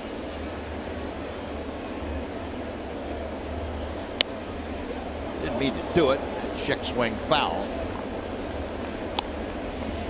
That was A.J. Griffin's 68th pitch of the afternoon. That was a good pitch, too, right where he's trying to throw it. Surprised him. Ended up getting a piece of it, fouling it off. But high fastball, borderline pitch.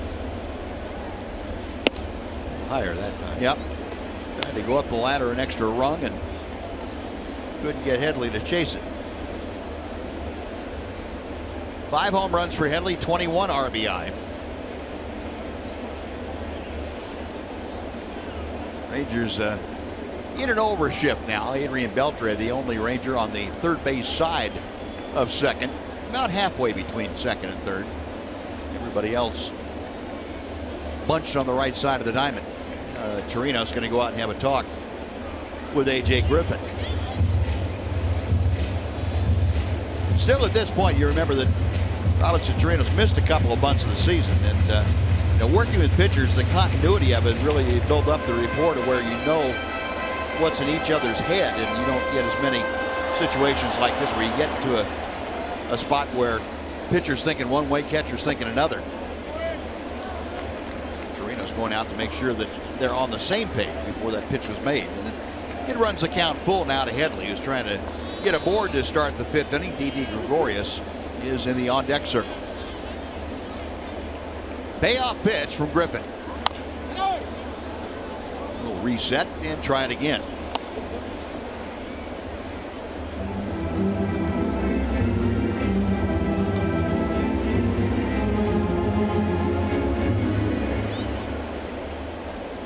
AJ facing the Yankee lineup, who has only 2 right-handed hitters in it today.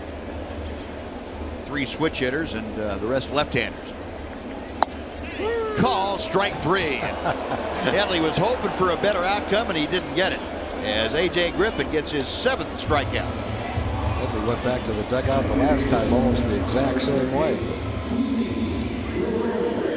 Right down at the bottom of the strike zone. Nice pitch by A.J. Headley went through some calisthenics after that call. Alan Porter had a good look at it. Hey, the Fox tracks supported his call. Yep. Just didn't suit Chase Headley very much, and probably wouldn't have suited any hitter. Here's Gregorius, and he pounds one off his front foot, and he is going to feel that for a while. Yeah, when he's got that guard on, you know it's not the first one he's hit down there. That was a good cutter by A.J. His cutter's about 85 miles an hour, ran it in on his fists. Ouch. Came down right at the top of that pad. Might have missed the pad and hit his shin.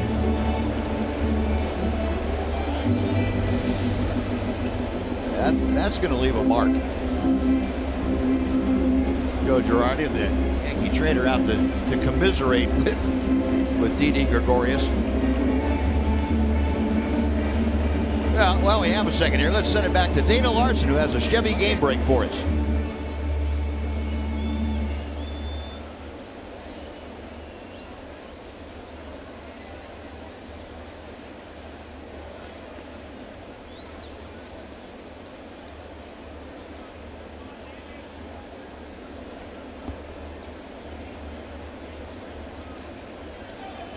All right, Dana, thank you. Gregorius gets another one on the fist. Beltre is back to home plate. Down the line, can't quite get there. It's a foul ball, but Adrian. No one makes that play better than Adrian. And on a play like that, That's probably as fast as Adrian can run right there. When he's going after a ball like that, he can't run any faster than that. That's maximum speed, and he almost got there. Well, he was trying to make people think he did. He turned around, see, I got it. Here it is. There's probably a few people in the stands that thought that, but not too many big league umpires are going to fall for that. Mark Wagner was not buying that. And it's 0-2 now to Gregorius.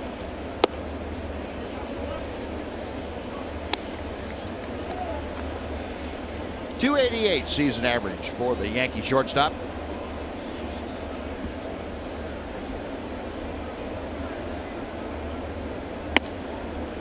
Two and two. AJ has retired 12 straight Yankees. He has one out here in the 5th inning.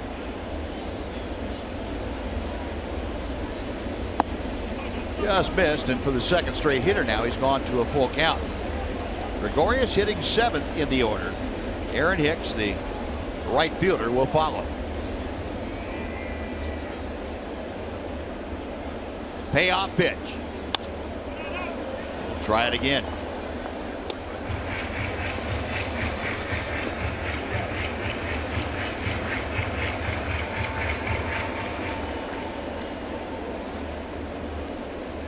Gregorius tried to shake off the effects of that foul ball off his right shin.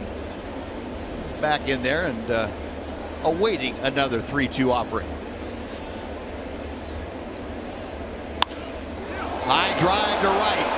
Chu is back at the wall. Right at the wall. It's gone.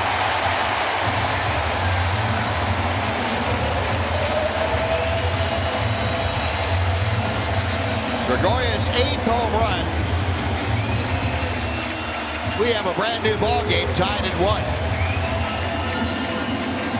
We had the game winner last night and a game tying one here in the 5th inning. Almost popped up in foul territory, barely fouled the pitch off, and on the 3-2 pitch he looked like a spinner on the inside part of the plate. Not a terrible pitch, but not enough to get Gregorius on that one. Did a cutter in for a strike, and Gregorius got enough of it to get it out of the ballpark. Only about 350 feet to the wall right there. Doesn't take a blast to get it out, but enough here at Yankee Stadium to tie this ball game. Aaron Hicks takes outside, 2 balls and no strikes. Hicks also a strikeout, his first time up there. So everything is even. A run on 2 hits for each ball club. Just out the outside corner. 3-0.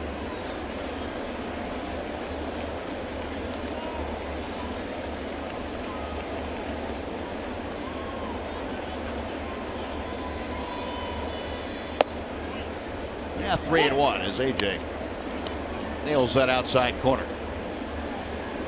Action in the Ranger bullpen. Sean Tollison loosening in support of AJ Griffin.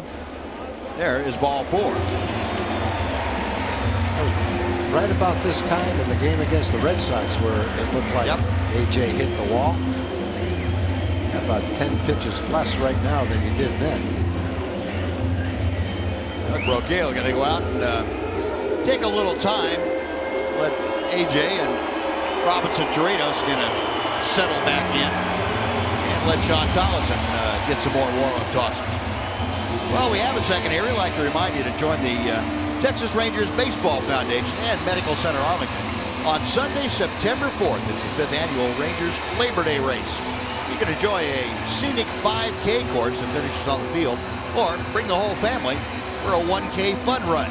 Just visit TexasRangers.com/race to sign up.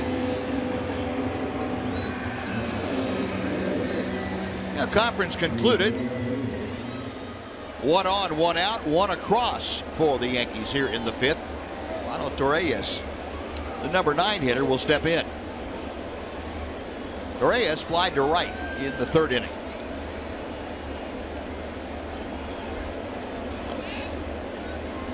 And Aaron Hicks, got to pay close attention to him with 1 out.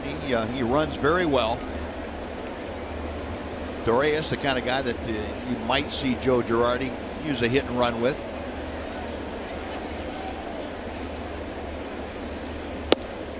Ball one is outside. So AJ in a little bit of a spot here. Second walk that he had issued. Our power stats talking about AJ Griffin. Runners get on base doesn't mean too much to AJ. He's giving up just a .235 average. That's 30 points less than the major league average. And that .214 opponent's average with runners in scoring position. It's 35 points less. 45 points less than the major league average. And he's going to make Aaron Hicks get some dirt on those pants, weight him down a little bit.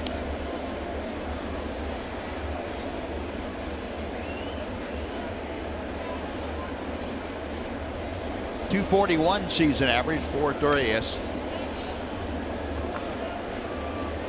Rangers with Profar and Odor up the middle looking for the double play, and Torres trying to take it the other way. That evens the count at 1-1. Odor and Profar up a couple of steps and double play again. Beltre well off the line at third, even with the bag.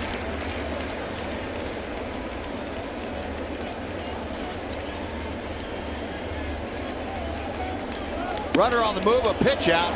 The throw to second. He is out from here to Westchester. He might be hurt too. He slid before the bag and jammed his leg into the ground about a foot in front of the base. I don't think he ever did reach the base. Possibly did something to his knee or ankle. Let's see.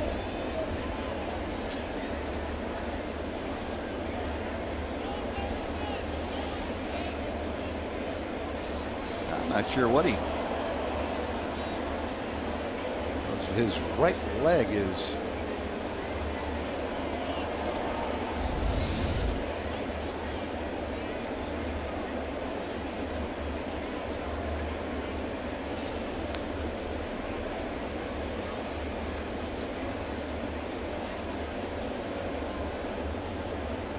Now 2-6 on the caught stealing. Like them. Just hit and run.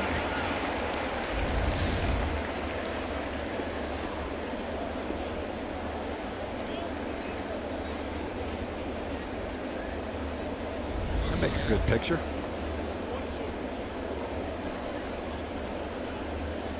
Yeah, as long as you get the out, that's what's important. No, that is out number 2. Now 1 ball and 2 strikes. The count to Torres. Got him swinging. Big looping curveball. And Griffin, after looking like he was in a little bit of trouble against the caught stealing and the strikeout, Yankees come back to tie it. We'll go to the 6th, 1-1.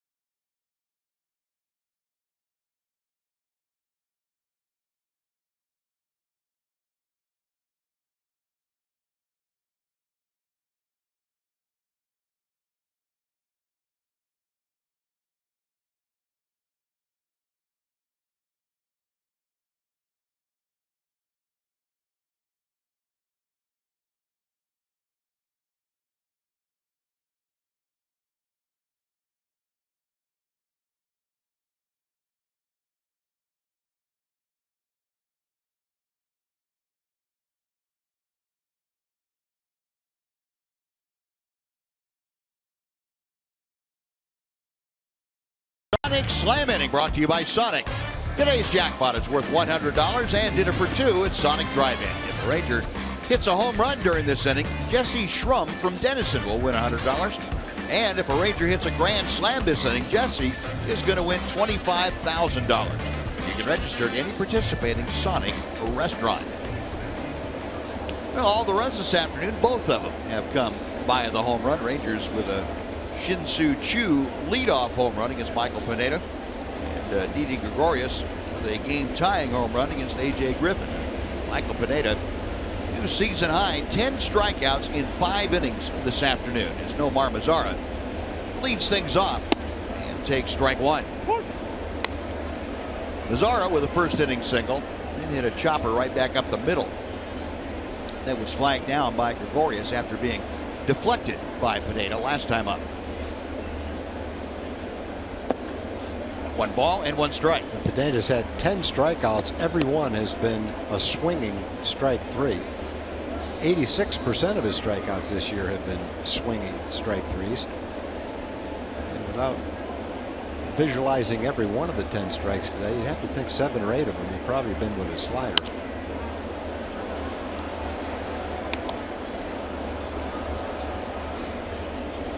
One and 2 to Mazara. Nomar with that first inning single extended his hitting streak to 6 straight ball games. Nomar back on the uptick as far as the batting average is concerned. 289 now.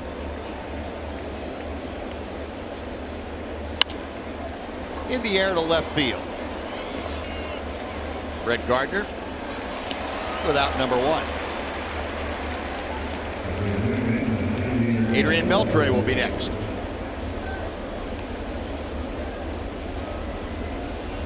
Both the Ranger hits coming back in that first inning. And since then, Pineda has allowed 3 other base runners, all on walks. That's been it. Yeah, the one thing you would say with the 3 walks and the 10 strikeouts, maybe you're getting to the point where he's almost done because of his pitch count, but he's still got pitches left. This is 83rd pitch.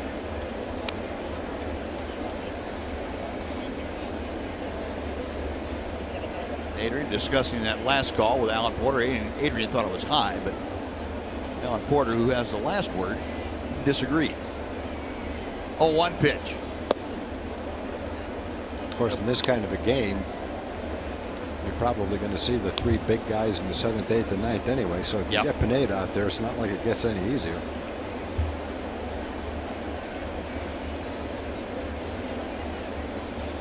One and 1 the count as Beltre waits.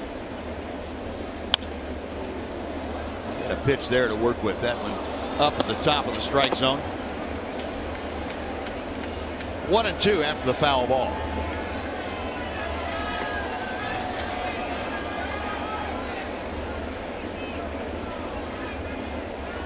Adrian 283 with his average, a walk and a strikeout today.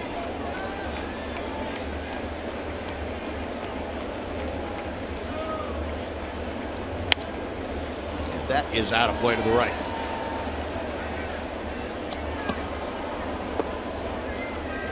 Eight-game hitting streak for Beltre on the line here this afternoon. He's been a .353 hitter over those 8 games. The home runs, back-to-back home runs in back-to-back games, I should say.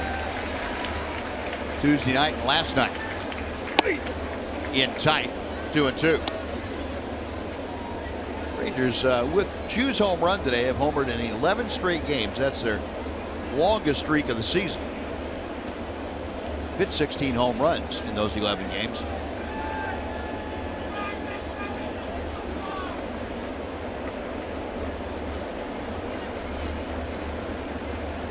Got him swinging. Good slider. Strikeout number 11. 2 gone for Prince Fielder. Another swinging strike and another slider.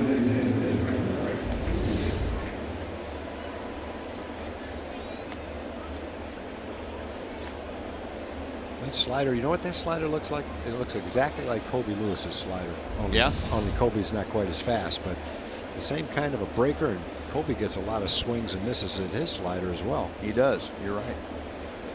It's kind of the same break to it. Here's Fielder, who has walked and flied to deep right center field. Prince sent Jacoby Ellsbury to the 385 mark in deepest right center to haul down a shot off his bat in the 4th inning.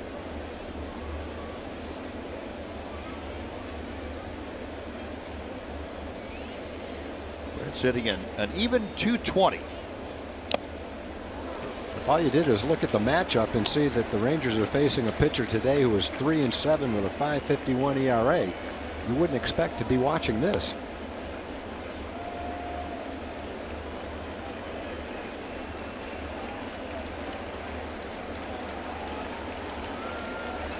Now this is about as good as we have seen Pineda. The 0-2. Prince kind of leaning on that slider. 1 ball and 2 strikes. Well, Pineda never shows any signs of backing off. If he can get through that first time through the order, he gives up a 371 average. It gets better and better for him. 256 the second time through, 217 the third time through the lineup. Got him swinging. A dozen strikeouts for Pineda in 6 innings. A 1-2-3 frame. After 5.5, Rangers won, Yankees won on Fox Sports Southwest.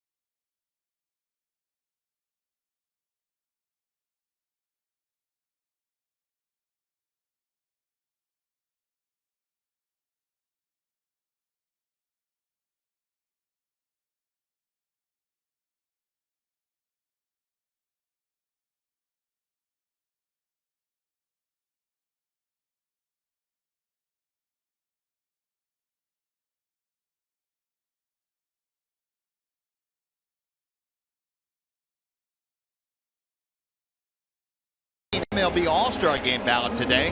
Just go to TexasRangers.com/vote. Vote for your Rangers as the favorite team, and you'll get an offer for 50% tickets for select games in August. Log on today and send Ian and Adrian, Elvis, and Brugden and company to the All-Star Game in San Diego. But hurry, voting ends tonight at 10:59 p.m.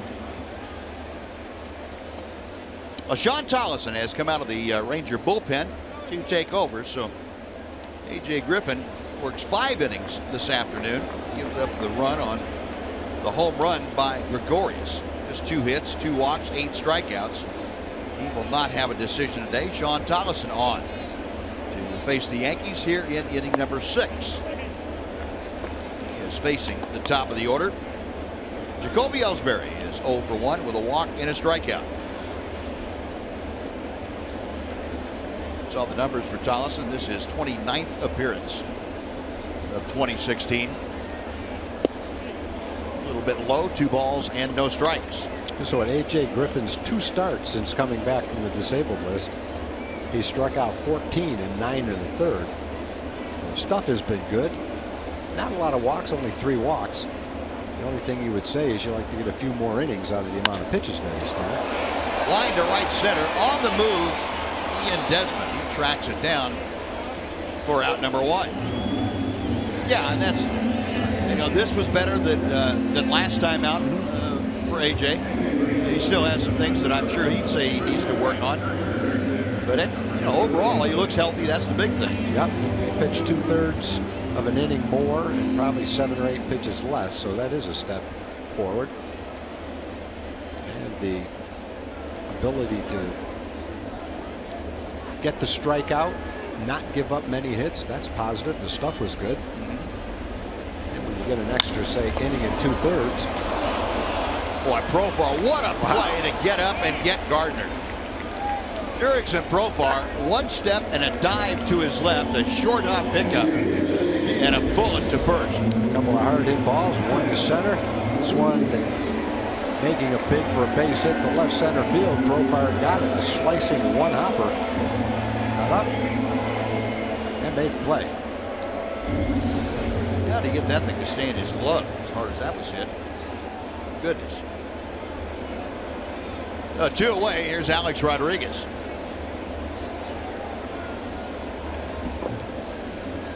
Rodriguez 1 for 2. Had that first inning single. He's also popped out to first.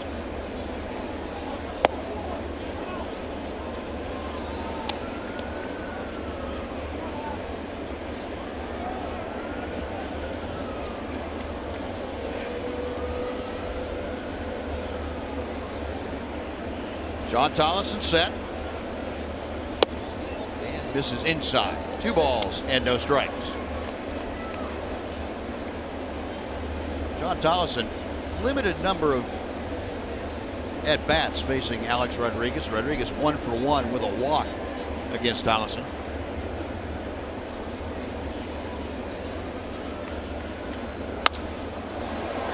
Into center, that's going to fall for a base hit. So Rodriguez 2 for 3. 2-out single puts him on for Brian McCann.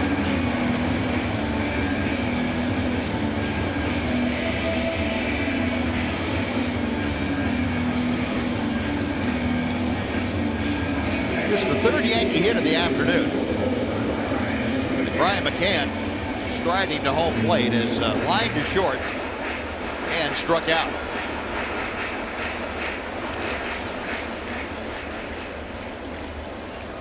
.227 season average. McCann with that 2-home run game last night. Rangers in an overshift on the infield. As Tolleson paints the low outside corner. Look at the Ranger defense, the outfield. Shady McCann slightly toward left field. Well over in right center, Shin-Soo Choo, and he and Desmond at 5 or 6 steps toward the left center field gap.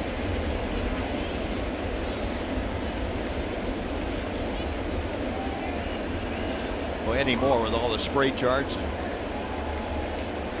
things that the amalgamation of statistics that teams use. You see all kinds of shifts and you say, why are those guys playing there? Well, the numbers would indicate that McCann has very few fly balls to right down the right field line, but his ground balls head that way.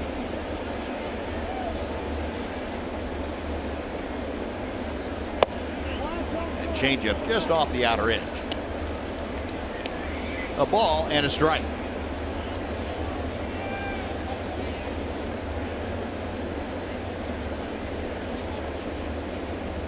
Of his 61 home runs as a Yankee have come in this ballpark. Ryan McCann. 2-1.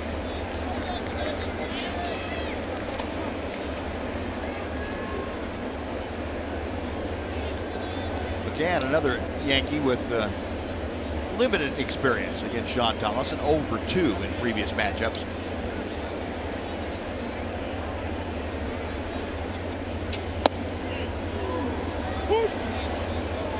Gets the call there. It's 2-1 or 2-2.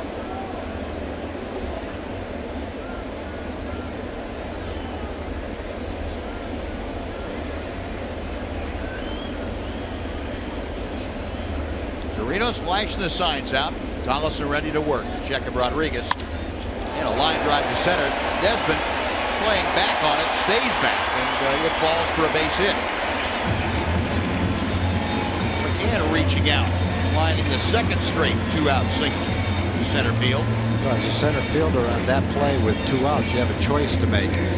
Do you come in and maybe have to make an all-out dive to try to catch it, knowing that if you miss it, it might go to the wall and allow the runner to score all the way from first base? Or do you choose to do this? And that's wait, catch it on a hop, keep men at first and second with 2 outs, get the next out, and go back to the dugout without the risk of that run scoring. And that looked like a smart play by Ian right there. I want to take a chance. I think if there's nobody on base, maybe not a tie game like this, he probably goes in and dives for it. Maybe comes up with it, but if he doesn't, in this situation, maybe A-Rod can go all the way around the bases. He's running on the play with 2 outs. Well, first and second, Mark Teixeira has struck out and fly to left field today. Chirinos with a series of signs with Rodriguez at second base. Bluffs a throw to second. That had A-Rod scrambling back on his hands and knees.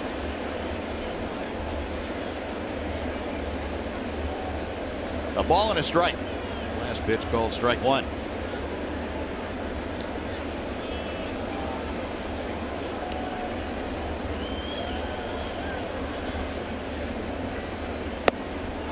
Collison, good breaking ball. 1 and 2 to Teixeira. And Mark Teixeira 0 for 2 in previous matchups against Sean Tolleson. See the average with runners in scoring position for Tex, not where you are accustomed to seeing it for the big first baseman. Lofts one to right center field. Esmond moves to his left, and that will do it. Yankees get a couple of 2-out hits with Strand 2. We are going to the 7th inning at Yankee Stadium. The Rangers and Yankees tied at 1.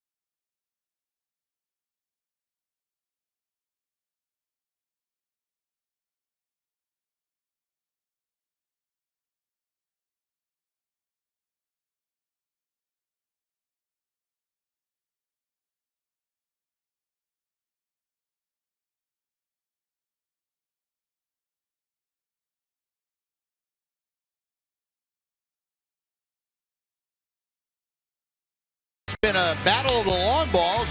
Shin-Soo Choo got it all started with his 4th home run of the year, leading off the first inning. It was scoreless for the Yankees until that shot from Didi Gregorius, last night's hero, and he tied the ball game with his 7th home run of the year. And that has been the sum total of the scoring this afternoon. The Yankees have gone to the bullpen, so neither starter this afternoon will be involved in the decision. Dellin Betances, hard-throwing right-hander, on for New York here in the 7th inning. Tom, you were talking about it. It's no day at the beach when you get by, even though the starter, Michael Pineda, is very tough. You get to Betances and Miller and Chapman, you're not looking at having a whole lot of fun either. No, and you hope to get Pineda out of the game early, but you hope to do it with a lead so that these guys don't come into the game. But in a tie game or when you're behind, and you have to face these 3 guys, you hope to scratch a run through and hope you can shut the Yankees down the last 3 innings. If you're Joe Girardi, you're saying, I'm bringing my 3 guys in. The other team's not going to be able to score, and I'll try to scratch a run out in the last 3 innings and win 2-1.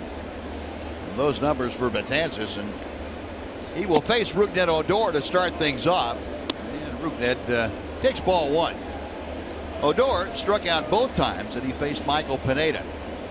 Pineda with 12 strikeouts. The Rangers, in reality, have a chance to strike out 20 times today in 9 innings, with the 3 that you mentioned, Tom, coming out of the bullpen, a dozen for Pineda in 6 innings.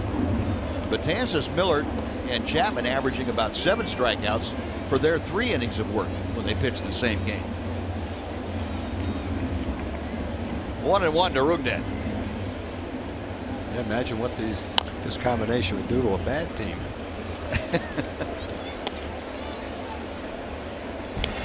And we look at the terrible trio if you're an opposing team. Yankees 12-1 in the game when all 3 of them pitched. That one came on Monday night here. Rangers in that long rain delay able to win the ball game. 2 hopper to Headley, the third baseman, and Odor is retired, 1 away.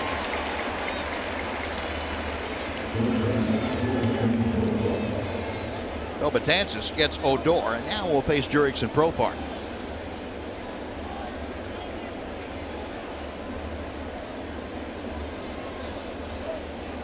Profar is struck out and walked this afternoon. Jurickson at .344 average. Knee-high strike.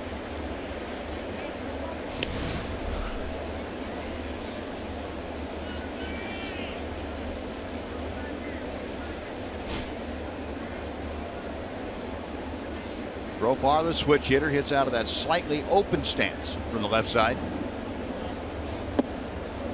There's that slider from Betances. 1 ball and 1 strike.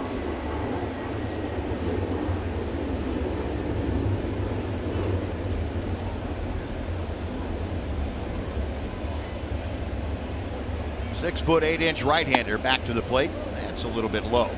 We were talking about the strikeout to 9 inning ratio, and just for these 3 guys coming out of the bullpen,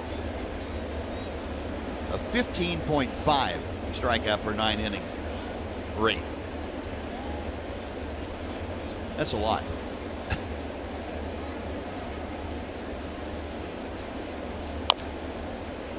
Two and two. They all, except for Aroldis Chapman, the other 3 all throw exceptionally hard, and they all throw a breaking ball that's just as effective, if not more, than their fastball. Chapman pretty much rears back and throws it 100 miles an hour. So you have a little better idea what's coming. But Pineda today, Betances, Miller, they can get you a lot of different ways. I'd say Pineda probably had 12 strikeouts. At least 10 of them were on sliders. Yeah. Betances kind of similar to that. Good example right there is Profar's down on strikes. Whatever you want to call this pitch, it looks a little more like a curveball right there, straight down, mid-80s to go with a 98-mile-an-hour fastball. It's a tough combination.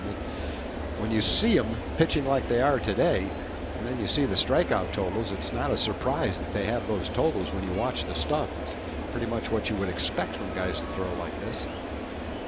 Oh, here's Mitch Moreland, and he hits the ball sharply. That is through the shift into right center field. So Mitch got something early in the count. Said, I'm not hanging around for any more. It was a slider that stayed up a little bit. It's one thing, but that Pineda hardly did it all today. When he threw a slider, it was down, and if he missed, it was down. He didn't hang many. Hung one to Chirinos, who just popped it up. But there weren't many like that stayed up and out over the plate that the Rangers could take a good swing at. Well, the Rangers' 3rd hit of the afternoon. Mitch aboard with 2 away, and Robinson Chirinos now will step in. Yeah, that Pineda hanging that pitch to Chirinos that he popped out on it. Remember you saying at the time he just missed that. That was the one good pitch that I think Chirinos or any other right-handed hitter had. When you see 90 pitches or 100 pitches and you can come up with one, that's almost perfection. A little disheartening to a hitter, I would think. Yeah, but it kind of goes back to what we were saying on Mazara's at bat. When you get that one pitch, that's one in a game like this you hope you're able to connect with. 0-1 to Chirinos. Had that pop out we were talking about. Also struck out. Pretty good slider down and away. 0-2.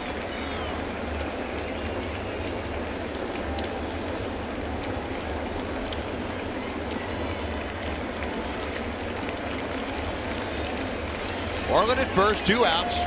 Top of the 7th inning in a 1-1 ball game. Popped up. Teixeira over to take a look at the railing, and it's back on the dugout roof. Still 0-2. And we mentioned it the other night. Not a whole lot of foul territory like the newer parks around baseball. Foul territory at a premium, so it's a good hitter's environment. Pitchers would much rather have the spaciousness of, say, the Oakland Coliseum.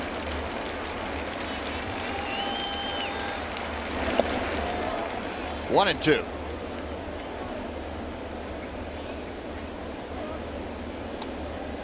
Rangers trying to bounce back from a gut-wrenching loss last night. I say gut-wrenching, and it was in several respects a loss that really came out of nowhere. Kind of felt like they had it on cruise control through about 7 innings, and even after the McCann home run in the 8th inning, making a 7-4 ball game or 7-3 ball game, he thought that it was pretty secure, but it fell apart and fell apart quickly. That 9th inning, a 6-run 9th inning, and the Yankees with 2 home runs. Slowly hit to third. It's going to dribble off foul. Yeah, when Matt Bush went out with a 4-run lead for the 9th inning, the first batter hit a little blooper, kind of a broken bat blooper into center field for a hit, and then the walk, and now all of a sudden 4-run lead, you start thinking, oh man, they get another man on base in the middle of the order coming up. Anything can happen. Sure did.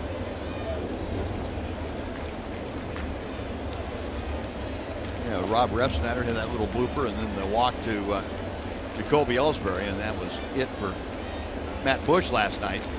And the nightmare beset Sam Dyson. Chirinos back to the plate. Betances back up on top of the hill. Got him swinging. Went up the ladder. Betances 2 strikeouts in the inning. Moreland gets a single, but he is stranded. We'll take the stretch here at Yankee Stadium with the Rangers and Yankees tied at 1. Now we're going to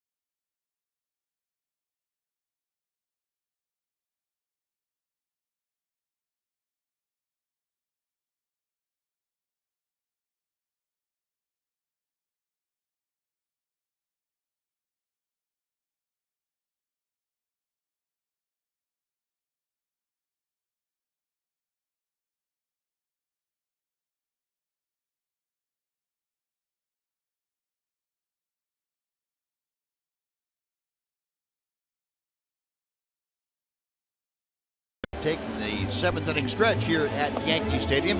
Nice crowd on hand this afternoon. Very pleasant afternoon here in the Bronx. Rangers a run on 3 hits. The Yankees a run on 4 hits. Both starters this afternoon, A.J. Griffin and Michael Pineda, doing very good work. Each of them gave up a run on a solo home run. And Ranger fans in attendance here at Yankee Stadium looking for a comeback. I'd like to see their ball club regroup after last night's tough loss and see if they can win another series. Rangers have won the first 2 games in this series, a 4-game series here in New York, and looking to make it 3 out of 4 over the Yankees. Rangers are 11-0-1 in their last 12 series overall. And while we have a second here, as Sean Tollison continues his warm-up tosses, let's send it back to our studio. Dana Larson, who has a Chevy game break for us.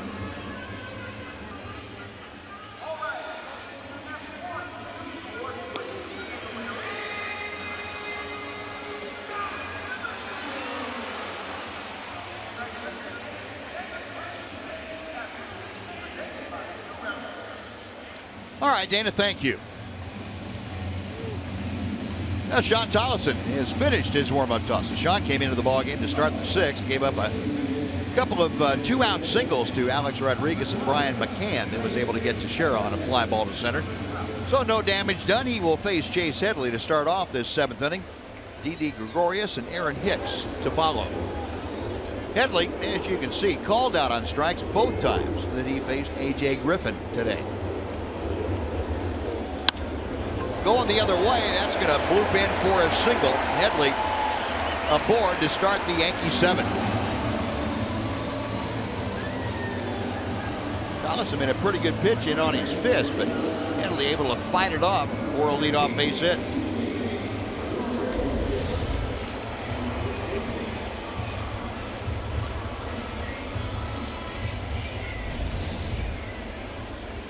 No, 1 on, nobody out. Here's Gregorius, who homered his last time up. That is 8th home run of the year, 36 RBI now for the Yankee shortstop. See how Joe Girardi plays this one. Go ahead run at first base here in the 7th inning and nobody out, and Gregorius a .291 average.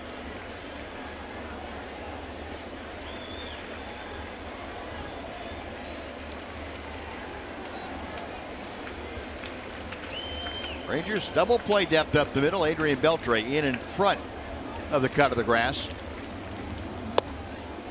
1 ball and no strikes.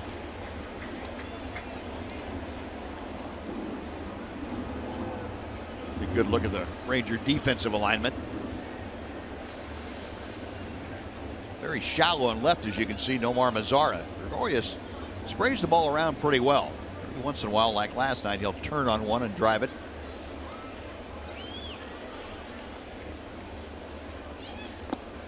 Good breaking ball from Tollison. 1-1. The curveball and especially the changeup for Sean Tollison almost deserting him earlier in the year. He lost confidence in both of them, and then you don't have the conviction to throw the 2 off-speed pitches. You really limit yourself as a pitcher. Having said that, there's no magic bullet for getting confidence back in it except to have some success.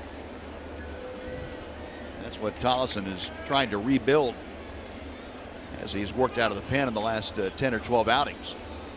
Now Robinson Chirinos has been a frequent visitor to the mound today, out to talk to Tollison.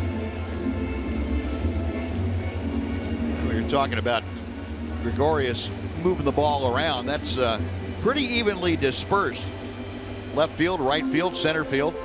Even the ground balls going pretty much from the hole on the left side to the hole on the right side. And that's why you see the Ranger defense aligned in its current setup. 1-1 the count.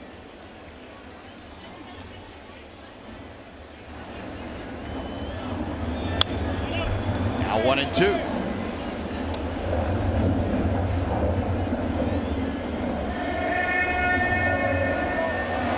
Jake Diekman, Ranger left-hander, out there in the bullpen. He is getting loose. As you look down the order, once you turn the lineup over, get back to the top, you have the two left-handers back-to-back, Ellsbury and Gardner. Got him swinging. Good off-speed pitch by Tollison, like the breaking ball, and Gregorius is a big out number one.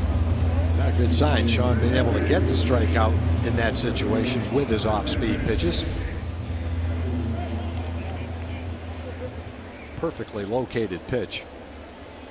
Tough one to lay off of with 2 strikes because it's a borderline strike to begin with. And as Gregorius, who's been an exceptionally hot hitter, he's hitting 370, 380 the last 2 weeks. Make him look like that on a swing had to be a good pitch. There's a good curveball. Yep. To Hicks. As those pitches start to come back, the changeup and the curveball, and Sean, then confidence comes with it, and you're right back where you want to be. Now again, Chirinos out to the mound. Not sure he was real thrilled with the location of that last pitch to Hicks. It looked like it might have been up a little bit. Robinson trying to exhibit a little more leadership from behind the plate, maybe. 0-1 the count. He settles back in to flash out the signs. Good breaking ball that time. 0-2. I think he just went out and said, you know what, that was such a good curveball, let's do it again. I just wanted to come out and give you some positive feedback on that. Loosen up the legs a little bit while I'm out there. 0-2. Tried it a third time and couldn't get Hicks to offer. Pretty good spot though. You throw that 0-2 breaking ball in the dirt, you got a pretty good chance of getting a swing and a miss or a weakly hit ball.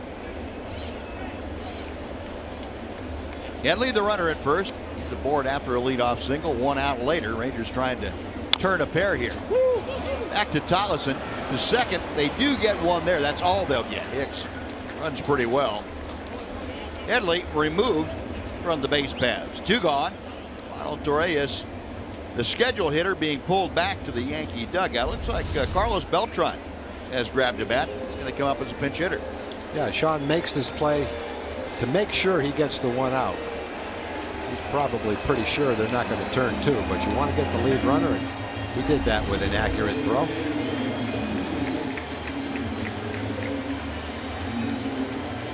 Well, Carlos Beltran announced to the matinee crowd here and come on as a pinch hitter.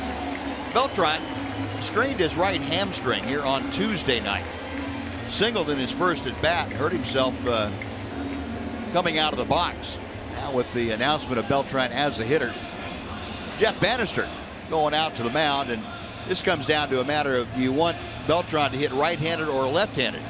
You have Diekman, the left-hander, in the bullpen. That would turn Beltran around to the right side of the plate, being a switch hitter. And we'll see what Bannister decides to do. He's going to make that move and make Beltran become a right-handed hitter. So Diekman will be called upon here, and Beltran, as you look at the numbers, 301 as a right-handed hitter as opposed to 294 as a left-hander. But that short porch in right field, very inviting for a left-handed hitter. So Jake Diekman coming on. Sean Tollison works an inning and 2/3. He has departed. 1-1 the tie here in New York. We'll be back right after this.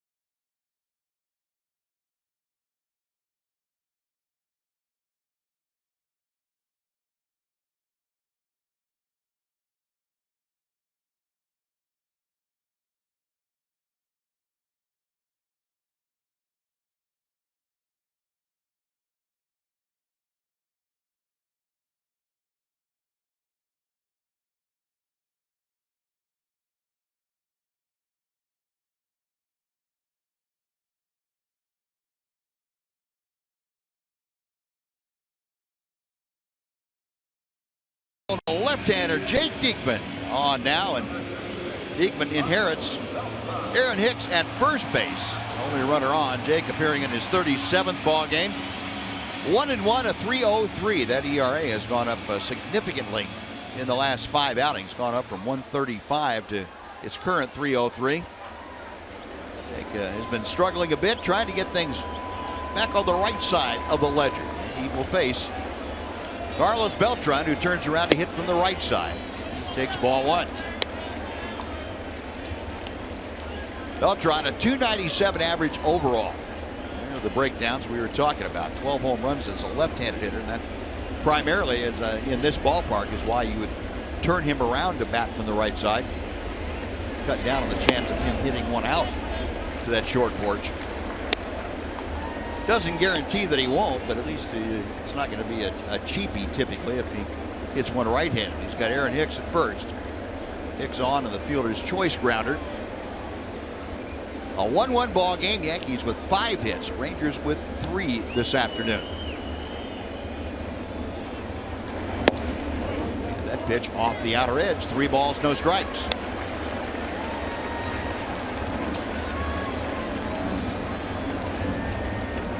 Beltran batting in the number 9 spot as the pinch hitter. The top of the order, Jacoby Ellsbury will follow. And a strike to the inside corner.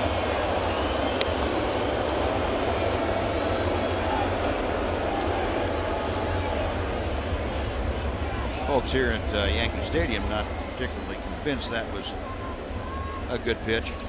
As a hitter, you can take it on a 3-0 pitch. Say to yourself, well, I got another one to swing at. When you don't want to see that as a 2-strike pitch. Well, Beltran draws the pitch hit walk. He is at first, and we'll see if the Yankees are forced to use a pinch runner for him. They are going to.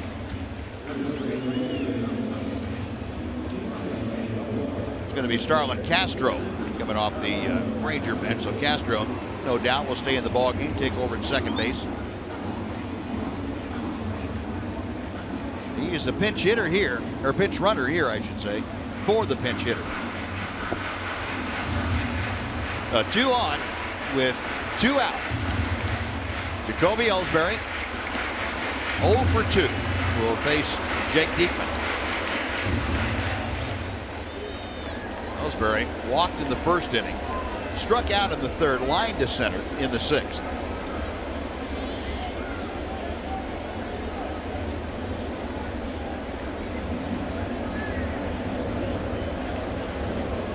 Ellsbury against Diekman, 0 for 1 in previous matchups. Jake to the plate. Slider hangs high and tight for ball 1. That's a pitch that Jake Diekman has not really had good command of lately. It has been kind of hit and miss with him.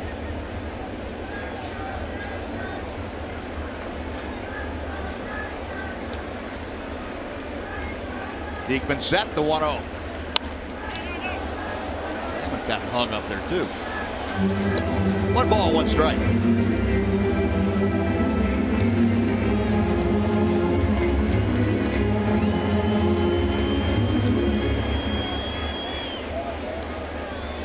Ellsbury, a .271 average for the season. 3 home runs, 24 driven in. Got Aaron Hicks out at second. Starlin Castro at first. 2-1.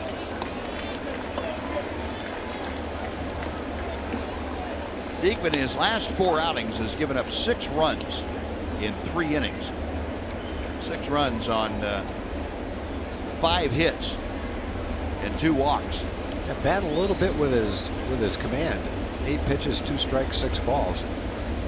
Trying to make a good pitch here, obviously, in a tie game.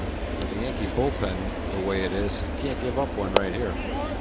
That's outside. 3-1 now. 2 left-handers to work with right here, Ellsbury and Gardner. Brett Gardner swinging that bat in the on-deck circle.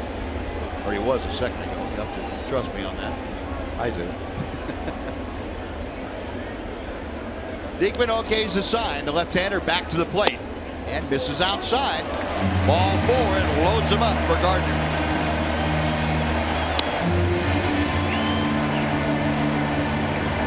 Well, back-to-back walks for Diekman.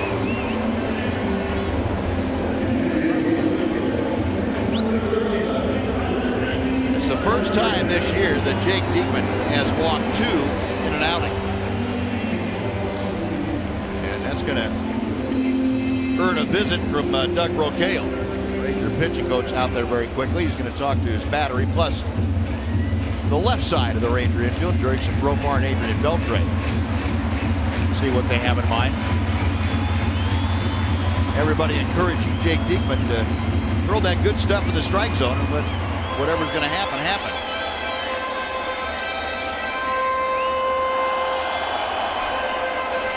Well, that conference concluded. Brett Gardner stepping in 0 for 3 today. He had a rocket last time up and was out on a fabulous play by Jurickson Profar.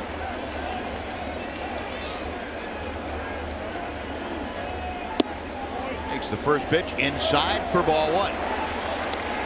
Gardner 0 for 1 with a walk and a strikeout against Jake Diekman. Luke Jackson up and throwing in the Ranger bullpen.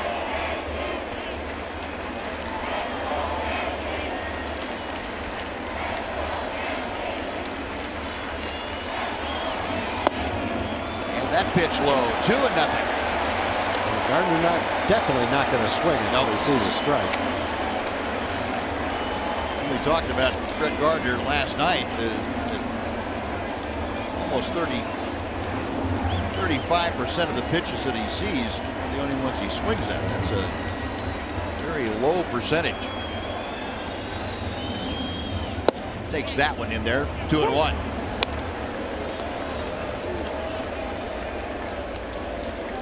Jake Diekman, and he's trying to throw a strike. That's not the problem. Yeah, he's not nibbling right here. No, he's trying to aim for the middle of the plate and get something in there.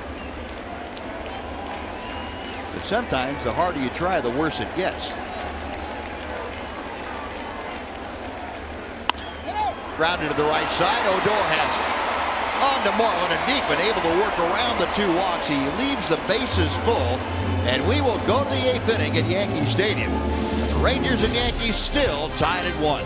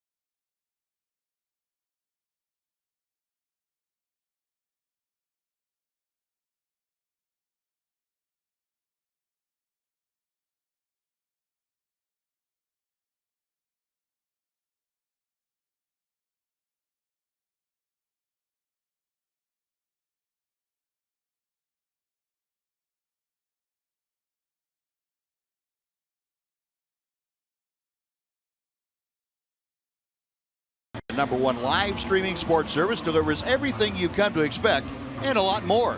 You can watch every out-of-market game live in HD on over 400 supported devices. It includes a free subscription to At Bat Premium. It's the #1 app for live baseball. Blackout and other restrictions apply. Just visit MLB.tv for details. Well, Rangers living dangerously. A couple of innings, able to wiggle out of a jam, a bases loaded 2-out jam in the 7th. We'll go to the 8th now. It'll be the top of the order, and a new pitcher on the hill for the Yankees. It's the second of the terrible three. This one's Andrew Miller, hard throwing left-hander, the 8th inning guy. Well, what you hope to do is you just hope to keep the Yankees scoreless while these guys are in the game, and then maybe score a run off a reliever after they leave. Of course, the Rangers scored off Andrew Miller the last time he pitched against them. They did. And we mentioned all of them have given up home runs this year, so they're not perfect. As a matter of fact, they ended up technically scoring against Aroldis Chapman. That was 3.5 hours after he put the men on, but that's okay. That was his guy, though. Yeah. Might have forgotten about it, but it still was his. Shin-Soo Choo, who led the ball game off with the solo home run, the only run for the Rangers so far. That pitch fouled back. It's very quickly 0 balls and 2 strikes. Choo, along with the home run, has had a strikeout and a ground ball to short today. Facing Andrew Miller, who coming out of University of North Carolina was the top pitcher in the collegiate ranks. He was the top player, according to Baseball America, in the collegiate ranks. Took him a while to get things going his way at the big league level, but once he has turned into a dandy. Miller originally signed with the Detroit Tigers organization.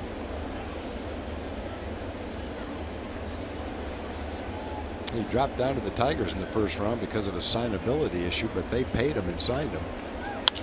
I think the only surprise might be that he developed into a reliever and not a starter. Choo grounds out to Castro, the new second baseman. That's 1 out. Yeah, it took him a while to figure out. It took baseball a while to figure out exactly where to slot Andrew Miller. Finally turned to the bullpen full time with the Boston Red Sox back in 2012.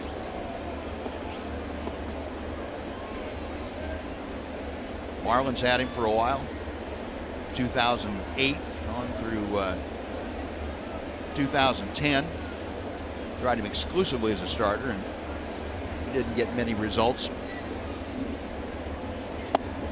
He and Desmond, cut and a miss.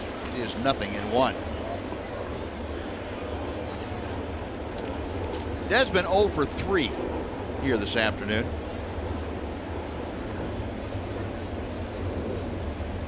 Ian 1 for 2 in matchups against Andrew Miller. 0-2. And that combination, Tommy, you were talking about, both Miller and Betances have a very good combination of fastball, breaking ball.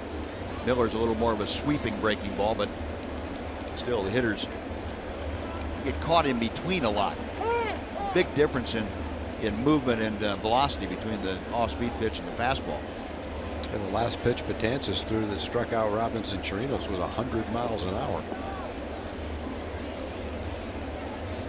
Probably see that from Chapman today. It must be something in the water down the Yankee bullpen. I saw 97 or 98 from Pineda. Gregorius, the shortstop, gobbles that up, throws out Desmond, 2 gone.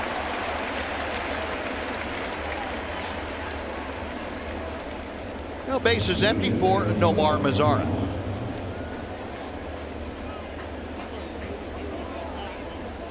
Andrew Miller last year for the Yankees appeared in 60 ball games. He was their closer, had 36 saves, 2.04 ERA. He had 100 strikeouts in 61 innings.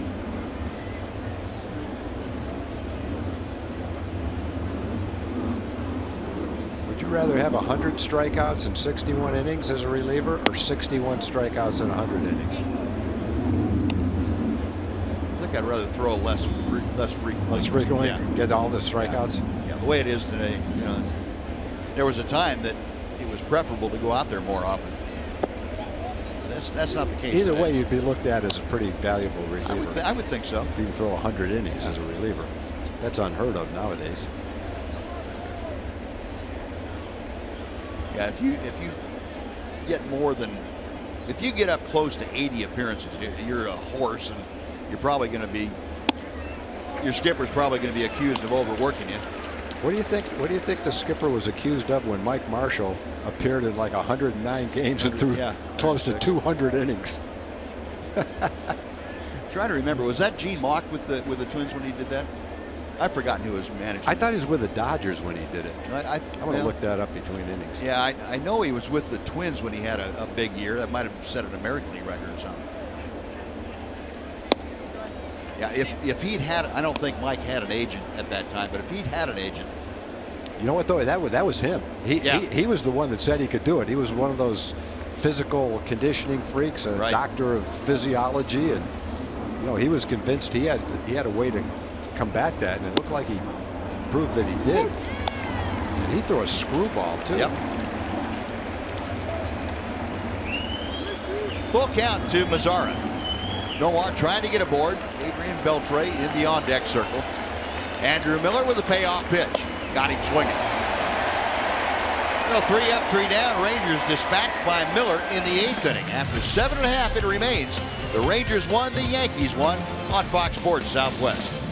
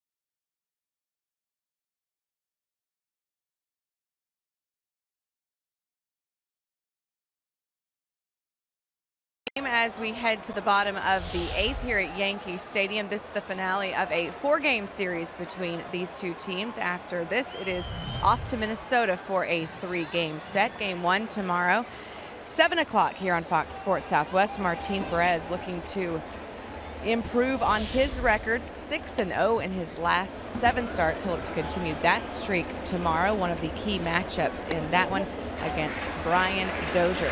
Dozier with some great numbers on the season as well. Once again, the opener, game 1 of 3 between the Twins and the Rangers tomorrow at 7 o'clock here on Fox Sports Southwest. A big thank you to the fine folks at AT&T High-Speed Internet for getting us ready for game 1. Guys. All right, Ed, thank you.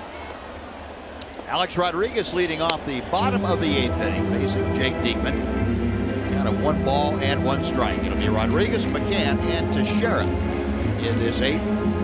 Rodriguez 2 for 3 today. Raised his average up to 220.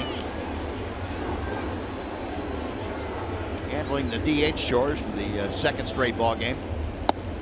Takes a strike, 1 and 2. Well, we looked up Mike Marshall between innings in 1974. You can't even visualize this. He went 15-12 as a relief pitcher. 106 games and 208 innings. That's amazing. They say Joe DiMaggio's record will never be broken. Yeah. I guarantee a relief pitcher never does that. Yeah.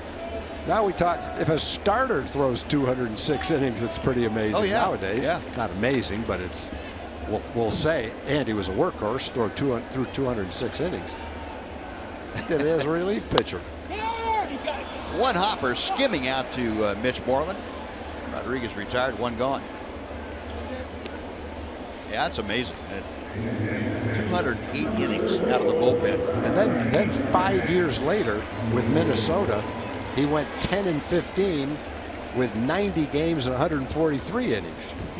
So if he had just done that with Minnesota, we'd be talking about him the same way. Yeah. Wow. Here's Brian McCann, who has a base hit in 3 trips. And Diekman drops that breaking ball in. Jake, you mentioned last inning when he came in, walked the first 2 and had a little trouble command-wise. It looks like he has gotten his mechanics to the point where the release point is much better. Jammed a fly ball, or off the end of the bat fly ball, I should say. And in foul territory, Rougned takes care of it for out number 2. Next will be Mark Teixeira. Luke Jackson, Tony Barnett. Barnett there on your left.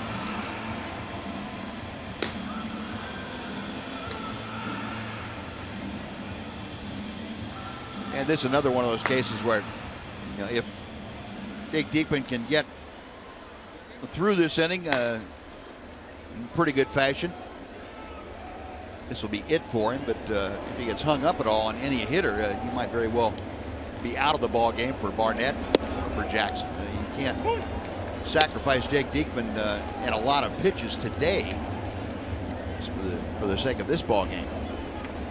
That's the dilemma that Jeff Bannister and Doug Brocalo had to deal with. Right behind the bag, it's a fair ball, and Beltre will make that discussion a moot point. A 1-2-3 inning for Jake Diekman. Yankees gone. We're going to the 9th in the Bronx. The Rangers won and the Yankees won on Fox Sports Southwest.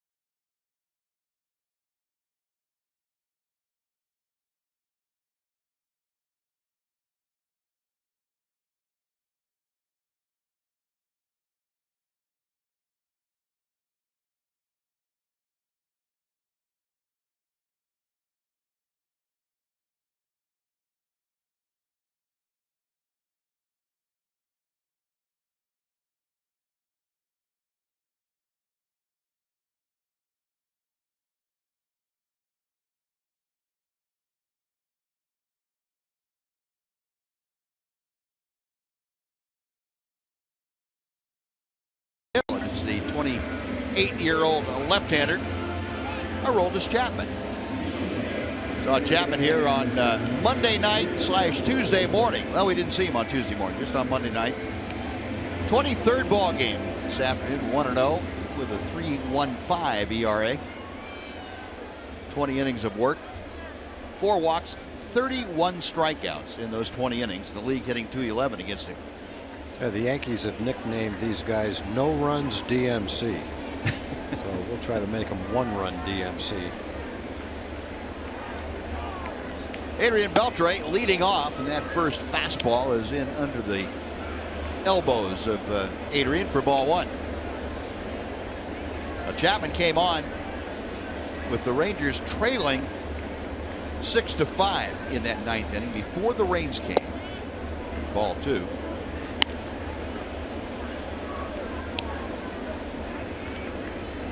faced Robinson Chirinos and walked him to lead off the 9th inning, then fell behind 3 balls and a strike to Shin-Soo Choo. And that's when Joe Girardi went out and ostensibly was talking about getting a fresh rosin bag and maybe manicuring the mound. Well, what happened was the tarp was pulled out at that point. And questions began. He ended up having a 3-hour and 35-minute rain delay, and then when we resumed, Chapman was nowhere to be found. Joe Girardi's club went out. Kirby Yates promptly hit 3 batters, gave up 4 runs, and Rangers walked away with the win. Now to play off the bat of Beltre, it's a full count. Adrian trying to get aboard here in the 9th inning. Prince fielder, Ranger DH will follow. There's Prince.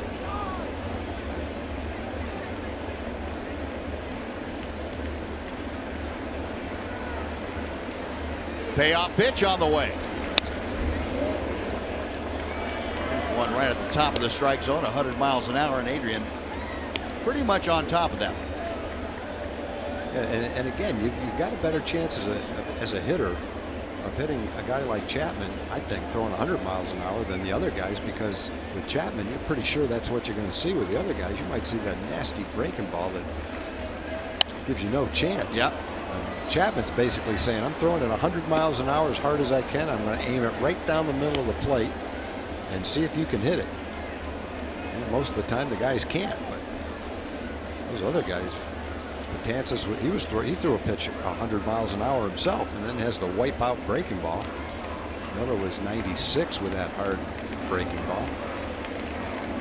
Yeah, very little craftiness to Aroldis Chapman's game. 102, and Adrian able to foul that one back. Well, you know, we talk about it, Tom. We say, well, Major League hitters can catch up with anybody no matter how hard they throw. Very rarely do you get an opportunity to see him do that when you know a guy is going to throw a fastball. It's going to be 102, 103, and see if a Major League hitter can catch up with it. And the answer is yes, they can. Another 3-2. Lined into center field, a base hit. That one came in at 102, went out harder than 102. Yep, it sure did. He's just lucky he didn't get it up in the air a little bit. Would have gone about 402. No, needed to go 408. Would have gone about 412. 402 would have been caught. They're right down the middle of the plate in the lower part of the strike zone, and he crushed that ball. Yeah, that's pretty much exactly what you're talking about, Buzz. Here it is, 102. Can a hitter time it? Well, he had great swings at 3 foul balls and then did time it and ripped it up the middle. Now that's the Rangers' first base hit. Well, they had one in the 7th. You can take it back. Their second base hit since the first. 1 ball and no strikes to fielder. Prince, a walk in 3 trips, 0 for 2 officially today.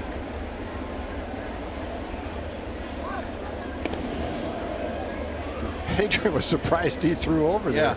Almost caught him by surprise. The one thing maybe you would expect, though, when the guy's getting to be in his upper 30s, he might not be able to turn around a 102 mile an hour fastball. But that doesn't apply to Adrian either. At 37, there's probably not many people around he still can't handle. 1 ball, 1 strike. Fielder 0 for 6 in his career against Aroldis Chapman with 4 strikeouts.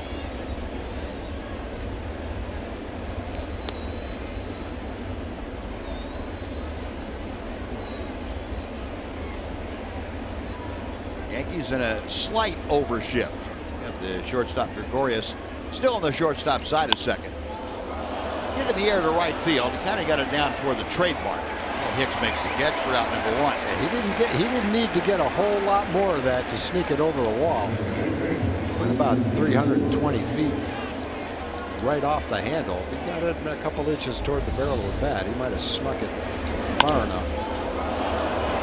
Just didn't quite get it. No, 1 away. This ought to be an interesting matchup. Well, he turned around Andrew Miller's fastball. He did. Rougned Odor this afternoon 0 for 3 with a couple of strikeouts and a ground ball to third.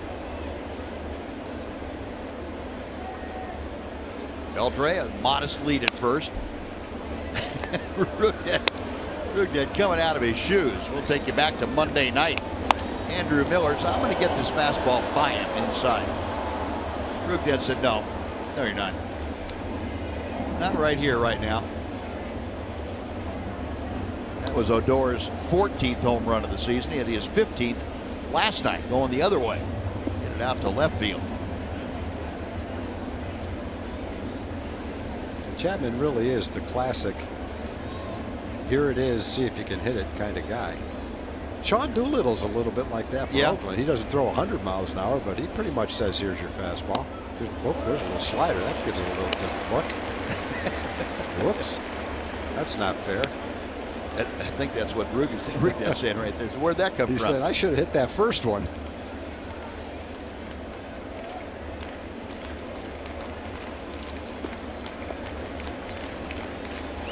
I don't think, having seen that, it probably doesn't change your approach much.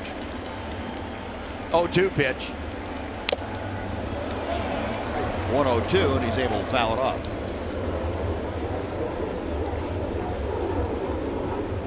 And just because you saw the one slider doesn't mean you're gonna look for it, does it? No. You look for that and get the 1-0-2. You're walking back with your bat on your shoulder. No, you got to be ready to hit the 1-0-2 and just hope you can make an adjustment if he throws something else.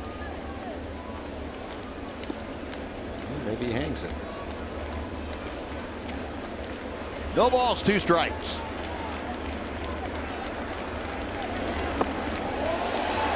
Threw him a couple sliders, got the strikeout. 2 gone. That shows you a little more than here it is, see if you can hit it. Yep. He remembers what he did to Andrew Miller, so I don't think he liked the idea of, here's my fastball, see what you can do with it to Rugnet. No, 2 away. Jurickson Profar now will get the at bat. He'll turn around at bat from the right side. Profar 0 for 2 with a walk today. Season average at 340, as you can see, but Jurickson right-handed, hitting just 188. He's 429 from the left side of the plate coming into play.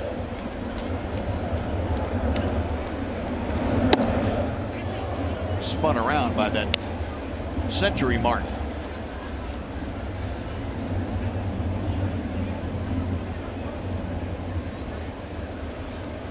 Yeah, unless you've got a lot of armor on, this is not a guy you're going to stay pat and take one for the team with.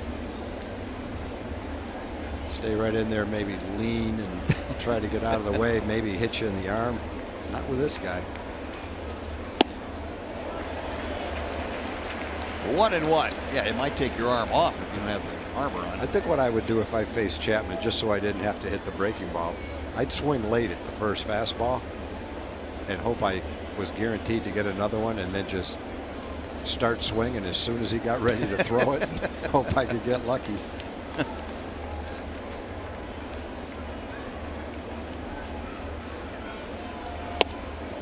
Inside. 2 balls and a strike. 1-0-1. He didn't even have time to swing at that. Couldn't help but check his swing.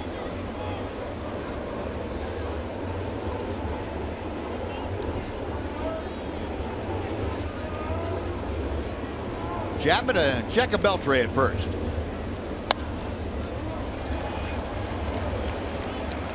Count evens at 2-2.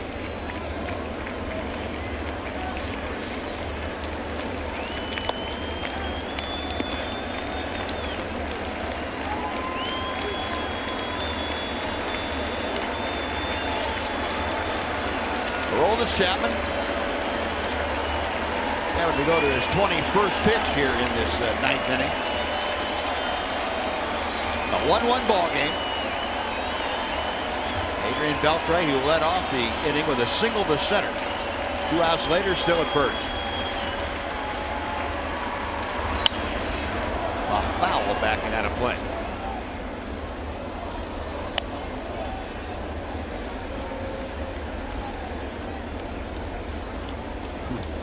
Dad missed it. A Ranger fan with a Ranger shirt on, and his daughter got it.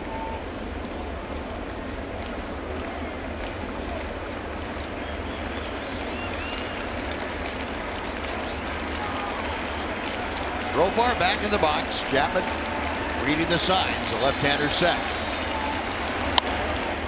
Another foul ball. Hanging in there.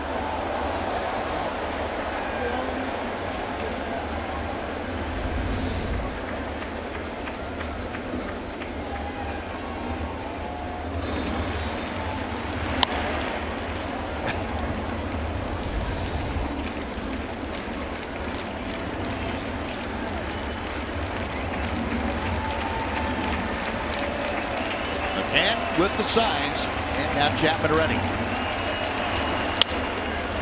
Pulled in the hole. Headley cuts it off. Low throw, dug out by Teixeira. That will do it for the Rangers. No runs a hit, one man left. We're going to the bottom of the ninth inning. Rangers and Yankees tied at 1.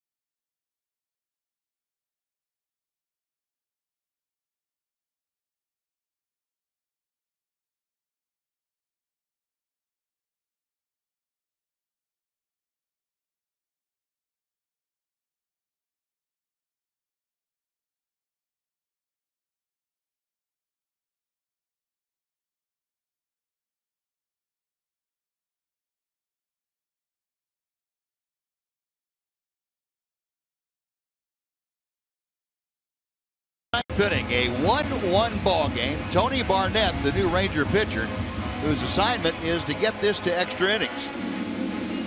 Barnett, who got the win in the game here on Monday night and Tuesday morning, that rain-delayed affair.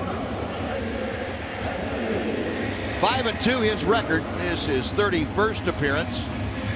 That ball game on Monday, he worked an inning and 2/3, gave up a hit, had a walk and 3 strikeouts. League now hitting .292 against the Ranger right-hander. Chase Headley to start things off. Didi Gregorius and Aaron Hicks to follow. Ball 1 is a bit low. Headley 1 for 3, had a single his last time up. That was leading off the 7th inning. Rangers in a full overshift on the infield.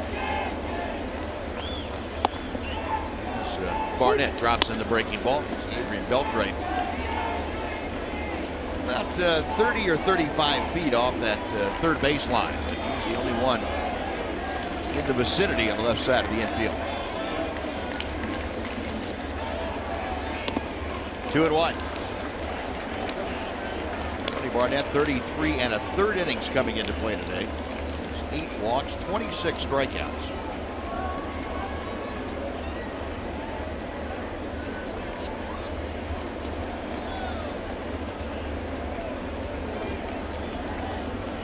The 2-1 to Headley.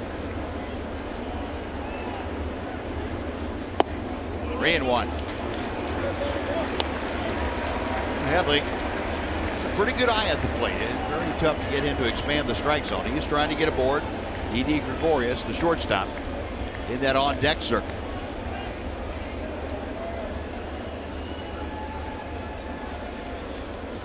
Ball 4. Lead-off walk, and that's never good news in the 9th inning in a tie ball game.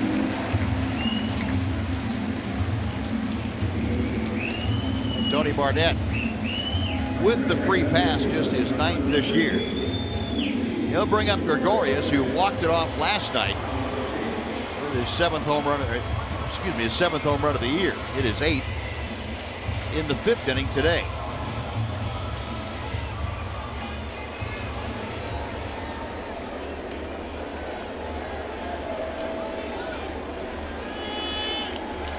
Well, in the 7th inning, in a similar situation, Headley had led off with a single. He was swinging. See if that's the same thing here in the 9th inning. The bunt attempt, and it's fouled back. That was a bad bunt attempt right there. That ball never had a chance to go fair. That was like a half jab, half swing. The angle of the bat would never have allowed that ball to enter fair territory. Yeah, not unless he hit it off the knob of the bat. No, Beltre still not convinced he's going to bunt, but he is playing in a step in front of the cut of the grass. Just in case. After that attempt, he might not be bunting. Joe Girardi might say, I'm not going to go to 2 strikes with him. I'm going to let him swing right here. Maybe Gregorius didn't want to bunt, so he gave it that attempt and said, now he'll let me swing. 0-1 the count. Barnett set a check of Headley. Going to try to bunt again. This one's a good one. Beltre's play is the first. Moreland covering the bag, and the sacrifice goes 5-3. Winning run at second base with 1 away for Aaron Hicks. Yeah, a little bit different that time. Same style, but he got the bat at the right angle to allow the ball to go fair that time. Good job by Gregorius. Got the home run for the Yankees' lone run, and now he's got a sacrifice bunt in the 9th inning.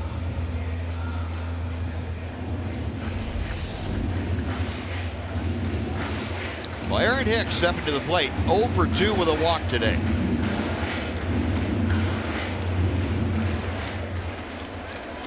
Hicks with a strikeout and a fielder's choice grounder.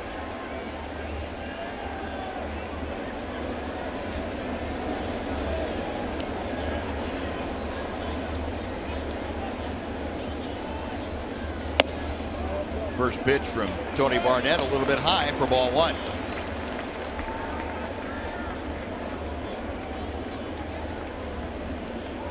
Rangers last night suffering their 8th walk-off loss of the year. That's 3 more than any other team in Major League Baseball. Tony Barnett trying to make sure that it doesn't go to 9 here today.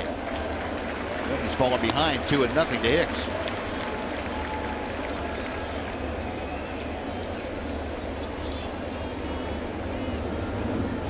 Barnett, a 32-year-old, born in Anchorage, Alaska. Went to college in Arizona. He's going to get a visit from both Beltre and Chirinos.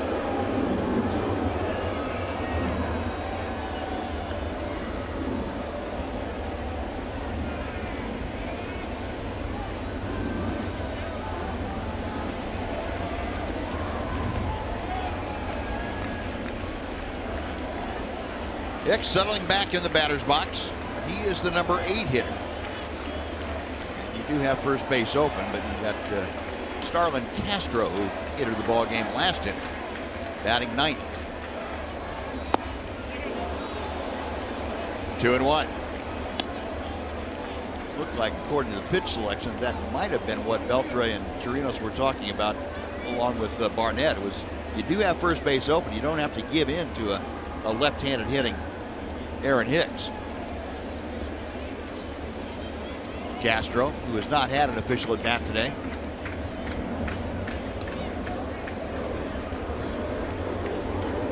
Barnett a check of second. And he misses outside, 3-1.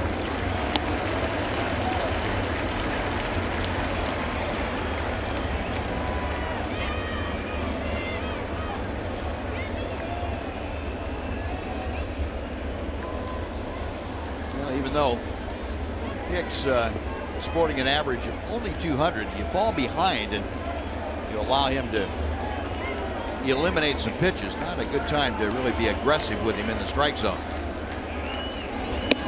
That's high for ball 4. So 2 walks in the inning. Winning run at second with 1 out. And Starlin Castro is coming to the plate. And Doug Brocail again out to the mound.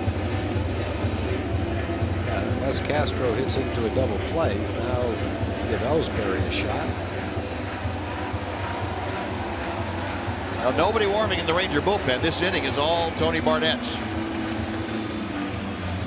He is trying to send us to the 10th inning with a 1-1 ball game.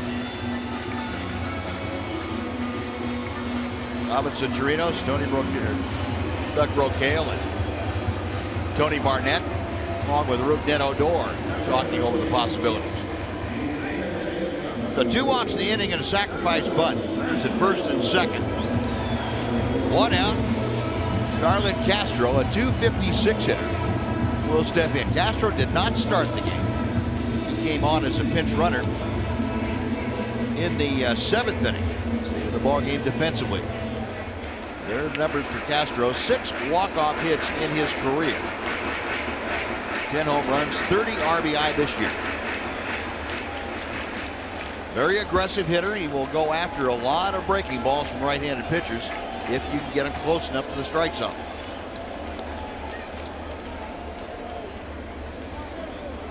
Barnett's first pitch to him. A little bit low for ball 1, and that was a slider from Tony Barnett. Slider cutter.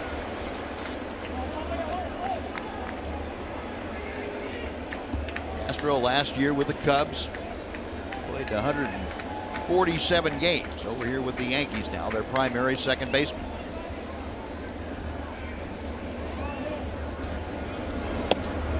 Check swing. The ball popped out of Chirinos' glove, but not far enough away for Chase Headley to advance from second. I don't think Headley had any idea how far that ball got away from Chirinos. It was probably blocked out by both Chirinos and the umpire, Alan Porter.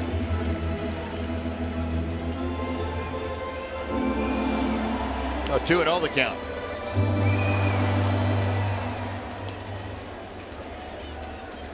Tony Barnett worked on his craft in Japan for 6 years. Refined it so that he could work late in ball games. A 4-pitch pitcher, a late inning reliever with that kind of repertoire. He's going to have to use it all here against the Yankees.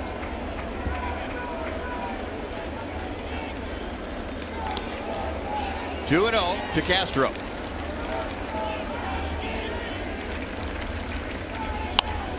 Right off the end of the bat to Moreland. He'll step on first. That is out number 2. Headley to third. Hicks to second. And it will bring up Jacoby Ellsbury, the leadoff hitter. Pretty good pitch by Tony Barnett, getting that cutter away from Starlin Castro. Got the weak ground ball. Now the question is, do you want to be aggressive with Ellsbury with first base open, or do you want to go ahead and pitch around him and work to Gardner if you end up walking him? Robinson Chirinos down in the crowd, so they are going to ostensibly work to Jacoby Ellsbury.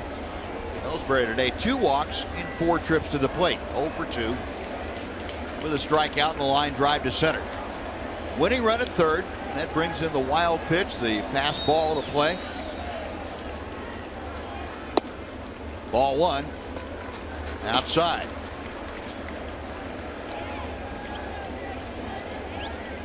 Ellsbury with 4 career walk-off hits. The last one better than 3 years ago.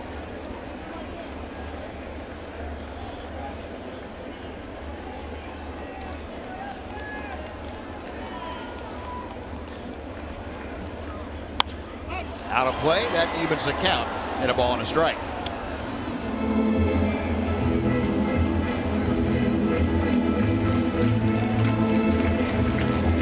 Barnett faced Ellsbury on Monday night. Ended up walking him. Chase Headley down at third. He is the winning run.